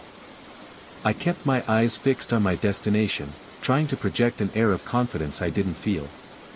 The logical part of my brain offered rational explanations, a fellow employee working late, someone waiting for a ride, a lost driver seeking directions. Yet with each step, the hollow pit in my stomach expanded. The figure remained motionless, and as I drew closer, I realized I couldn't make out his features. His face seemed to exist in a pocket of deeper shadow, as if the darkness clung to him more densely than to the surrounding night. 20 feet from my car, a chill shuddered through me that had nothing to do with the temperature. It started at the base of my spine and crawled upward, branching out along my ribs and settling at the nape of my neck, where the fine hairs stood at attention. I forced myself to breathe evenly, to maintain my pace. I was being ridiculous. This was just some guy in a parking lot, nothing more. I angled my approach to give the figure a wide berth, fishing my key fob from my pocket and unlocking the car from a distance. The responding flash of headlights briefly illuminated the scene, but the man remained a silhouette, his features indiscernible. As I reached my vehicle, I risked a quick glance in his direction. He hadn't moved, hadn't turned, still faced the building, still stood with that unnatural stillness. But something had changed, something subtle that I couldn't immediately identify. Then it hit me, his shoulders seemed higher, his back straighter, as if he was now alert, aware of my presence. I slid into the driver's seat and locked the doors immediately, my hands trembling slightly as I inserted the key into the ignition. The engine sputtered once before roaring to life, and I cranked the heater to combat the sudden chill that had settled into my bones. Out of habit, I glanced at the rearview mirror to check for traffic before backing out. He was there. Behind my car. looking directly at me. My heart slammed against my rib cage, and I twisted in my seat, looking through the rear window. The parking space behind me was empty, nothing but asphalt and painted lines. Confused, I turned back to the mirror. He stood there, no more than 10 feet away, his face still obscured, but his body now angled toward my vehicle. Impossible. I whipped my head around again, scanning the entire area behind my car. Nothing. No one.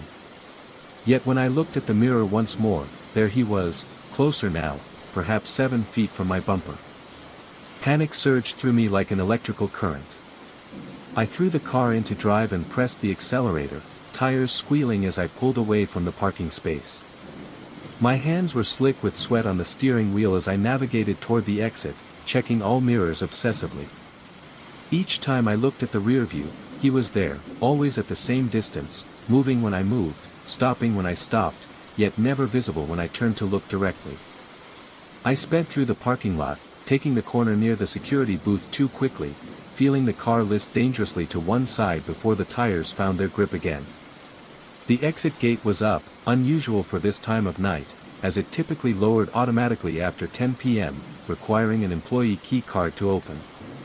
I didn't question this stroke of luck, accelerating through the opening and onto the main road. Only when I was a mile away, with the glow of the highway visible ahead, did I allow myself to take a deep, shuddering breath. My shirt clung to my back, soaked with cold sweat, and my jaw ached from clenching it so tightly. The rational explanations began to assert themselves again, a trick of the light, an overtired mind conjuring images from shadows, perhaps even the early stages of a migraine affecting my vision. By the time I reached my apartment 20 minutes later, I had almost convinced myself that nothing unusual had occurred. Almost. I parked in my assigned space, gathered my briefcase, and hurried inside, double-checking the deadbolt after closing the door behind me. I didn't sleep well that night, startling awake at every creak of the building settling, every distant car door closing in the lot below. Morning brought clarity and embarrassment. In the harsh light of day, my fear seemed childish, a product of working too many hours and watching too many late-night horror movies. I showered, dressed, and headed to my car, determined to put the strange episode behind me. That's when I saw them. On the driver's side of my Honda, starting near the front wheel well and continuing to the back door, handprints. Or something like handprints, elongated, with fingers that seemed too thin, too jointed. They weren't made of dirt or dust, as one might expect. Instead, they appeared as dry patches on the metal, as if all moisture had been extracted from those precise areas, leaving behind a dull, almost oxidized finish in the shape of hands. I stood staring at these marks, my briefcase slipping from suddenly numb fingers and landing with a thud at my feet. A maintenance worker passing by asked if everything was all right. I managed to nod, mumbling something about bird droppings on my car. He gave me an odd look before continuing on his way. I picked up my briefcase, unlocked my car, and drove to work on autopilot, my mind racing with possibilities, none of them comforting. The workday passed in a blur. I found myself staring at the clock, dreading the moment when the office would empty, when darkness would reclaim the world outside. I made excuses to leave early, citing a dental appointment that didn't exist. As I walked to my car at 4:30 p.m., I scrutinized every shadow, every reflective surface. The handprints remained, unmistakable in the afternoon sun. I drove straight to a car wash, feeding bills into the automated machine with trembling fingers. I watched through the windshield as jets of water and soap assaulted my vehicle from all sides, scrubbing brushes working methodically over every surface. When the cycle finished and I pulled out of the bay, I immediately checked the side of the car.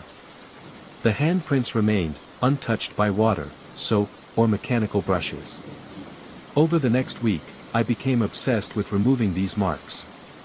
I tried specialized cleaning products, then a clay bar treatment recommended by a detailing enthusiast online. When these failed, I resorted to more desperate measures, steel wool that should have scratched the paint but somehow left no mark on the handprints, then a small electric sander borrowed from my neighbor. Nothing affected those dry patches. They remained a perfect record of something's touch, something's claim. I began leaving work while the sun was still high, developed a sudden interest in carpooling with colleagues, invented reasons to have my vehicle serviced at shops far from my usual mechanic. I avoided looking in my rearview mirror whenever possible, and when necessity demanded it, I held my breath, half expecting to see that figure standing behind my car, watching, waiting. Sleep became elusive, my nights fragmented by jarring dreams where I drove endlessly down dark roads, the figure always visible in my mirror, no matter how fast I drove or how sharply I turned. I would wake gasping, sheets twisted around my legs, the phantom sensation of cold fingers on the back of my neck. 2 weeks after the initial incident, exhaustion had worn my nerves raw.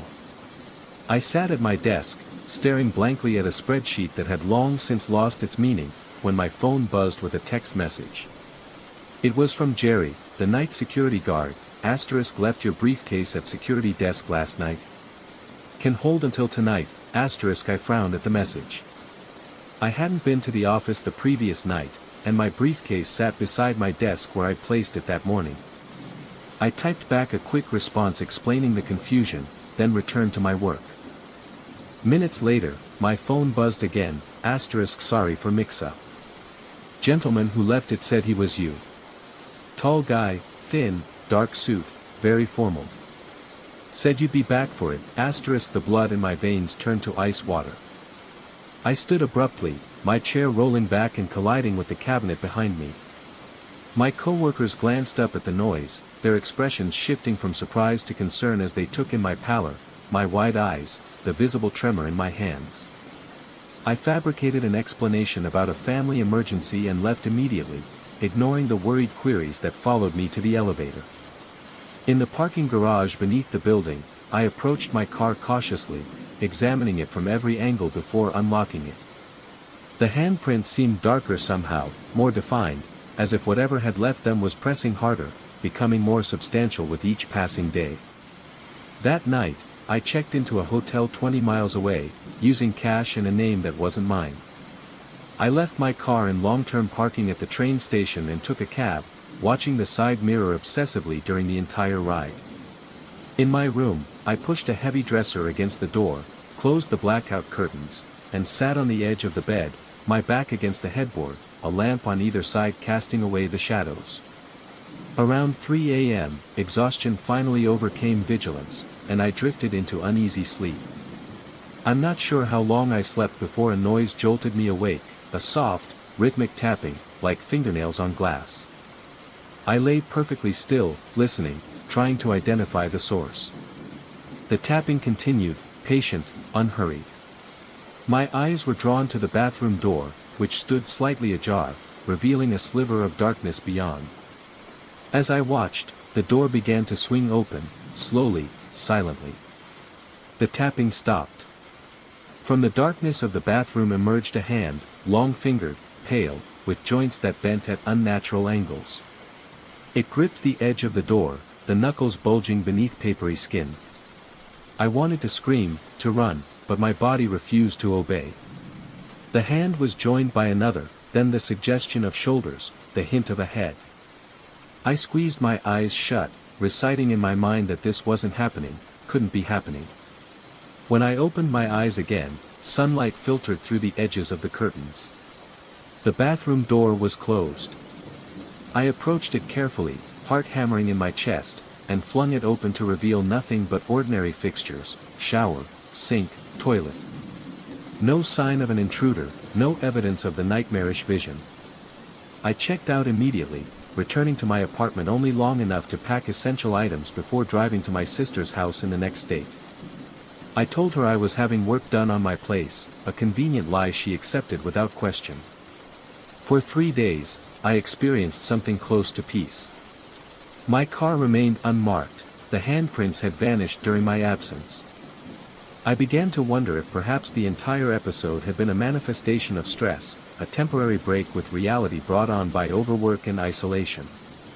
On the 4th morning, I stepped outside to retrieve the newspaper from my sister's driveway. A car was parked across the street, my car, my Honda Civic, which should have been sitting in my sister's garage where I'd left it the previous evening. As I stared in disbelief, I noticed movement in the driver's seat. Someone sat there, hands resting on the steering wheel. I crossed the street slowly, as if in a trance. The driver's window was rolled down. The seat was empty. But in the rearview mirror, I could clearly see a reflection, a man in a dark suit staring back at me. As I watched, frozen in place, his lips pulled back in what might have been a smile, revealing teeth too numerous, too sharp. The mirror showed his hand reaching toward me, long fingers extending beyond what should have been physically possible. In reality, if such a concept still applied, nothing was there, just empty air and the growing certainty that whatever boundary exists between the world of reflections and our own had become permeable, at least for him. I backed away, then turned and ran back to the house. I've been here for 2 days now, writing this account, trying to make sense of what's happening. My sister thinks I'm ill, has suggested doctors, therapists, even a short stay at a facility where I can rest. She doesn't understand that rest is impossible now, that closing my eyes means seeing him standing beside my bed, watching, waiting. Last night, I covered every reflective surface in my room, the television screen, the window glass, even the face of my wristwatch. I lay in darkness, listening to the sounds of the house settling, to my sister's soft snoring from the next room, to the distant passing of cars on the main road. Just before dawn, my phone lit up with a notification. A text message from my own number. Look at your hand, I didn't want to. Every instinct screamed against it. But my eyes betrayed me, dropping to my left hand, which rested atop the blanket. There, spread across my palm and extending to my wrist, was a handprint, dry, desiccated skin in the exact shape of long, jointed fingers. As I stared in horror, the mark began to spread, the moisture being pulled from my flesh as if by some unseen force, the pattern extending up my forearm. I don't know what he wants. I don't know why he chose me. But I know now that no distance will be sufficient, no hiding place secure enough. He exists in reflections, in mirrors, in the spaces just beyond direct sight. And he's patient. So very patient. I catch glimpses of him everywhere now, in store windows as I pass, in the chrome finish of elevator doors, in the black screen of my phone before it lights up. Always watching. Always waiting. For what, I still don't know. But I suspect, with growing certainty, that sooner or later, I'll find out. The fluorescent lights in our office never fully die, they simply decay. Hour by hour, their buzzing grows more insistent while their illumination dims, creating shadows that shift and stretch across empty desks. This gradual degradation of light is something you only notice when you're the last one left, when the building settles into that hollow quietness that makes every creak, every distant hum of the elevator machinery, every tick of the wall clock feel like a secret being whispered directly into your ear. I've worked countless late nights at Meridian Analytics, but it wasn't until 6 weeks ago that I realized these weren't the only sounds keeping me company after hours. I'm a data analyst at a small financial consulting firm located on the 14th floor of an aging office building downtown. Our space is modest, a reception area, 8 cubicles, a conference room, and 2 private offices, one belonging to Robert Mercer, the founder and managing partner. Mercer is demanding but fair, the kind of boss who expects excellence but acknowledges hard work. He's methodical, always following the same routines, arriving precisely at 7:30 a.m., leaving at 6:15 p.m., and wearing the same style of charcoal suit with different colored ties to denote the day of the week. Tuesday is always navy blue, Wednesday is burgundy. His predictability became a comforting constant in my otherwise chaotic life. That night, I was hunched over spreadsheets, cross-referencing quarterly projections for a major client presentation the following morning. The office had emptied 2 hours earlier. Mercer himself had left around 4 o'clock, mentioning something about his daughter's piano recital. I remember checking my watch, 9:42 p.m., and calculating how much longer I would need to finish the analysis. That's when I heard it. My name, called out from the hallway leading to the conference room. Daniel. The voice was unmistakably Mercer's, that distinct baritone with the slight southern drawl he picked up during his years at Vanderbilt. The inflection was peculiar, almost like a question and a statement simultaneously. I responded automatically, asking if he needed the preliminary numbers. The sudden sound of my own voice hanging in the empty office made me realize how strange it was that Mercer would be back. I pushed away from my desk, the wheels of my chair squeaking against the laminate flooring. The hallway was empty. The motion sensor lights flickered on as I stepped into the corridor, revealing nothing but closed doors and the water cooler bubbling quietly in the corner. I called out again, my voice sounding smaller than before. No response. I checked the conference room, Mercer's office, even the small kitchen area and bathroom. Nothing. I rationalized that perhaps I had misheard something, the building's old pipes, the elevator machinery, or maybe even someone on another floor. Logical explanations existed, they had to. Back at my desk, I had just resumed work when the office phone rang, its shrill tone shattering the silence. The caller ID displayed Mercer's home number. My hand hesitated above the receiver for a moment before picking up. Mercer's voice came through the line, inquiring about the status of the Davidson report. What froze the blood in my veins wasn't the content of his question, but the intonation, identical to what I had heard in the hallway minutes earlier. The same questioning inflection, the same subtle drawl elongating the second syllable of my name. I managed to respond coherently, assuring him the report would be ready by morning. Throughout our brief conversation, my eyes remained fixed on the empty hallway, half expecting to see a figure materialize where the voice had originated. After hanging up, I sat motionless, listening intently to the ambient sounds of the office. The fluorescent light above my desk flickered rhythmically, casting intermittent shadows across my keyboard. I could have left then, should have. Instead, I convinced myself it was a coincidence. Perhaps an echo in the building's ventilation system had carried fragments of an earlier conversation. Perhaps stress and exhaustion were playing tricks on my perception. Rational explanations existed. But in the following days, the incidents multiplied. Each occurrence followed the same pattern: would hear Mercer's voice in the office shortly after he had physically left the building, followed by an actual communication from him from another location. Sometimes it was a phone call, sometimes a text or email, but always with the same vocal patterns or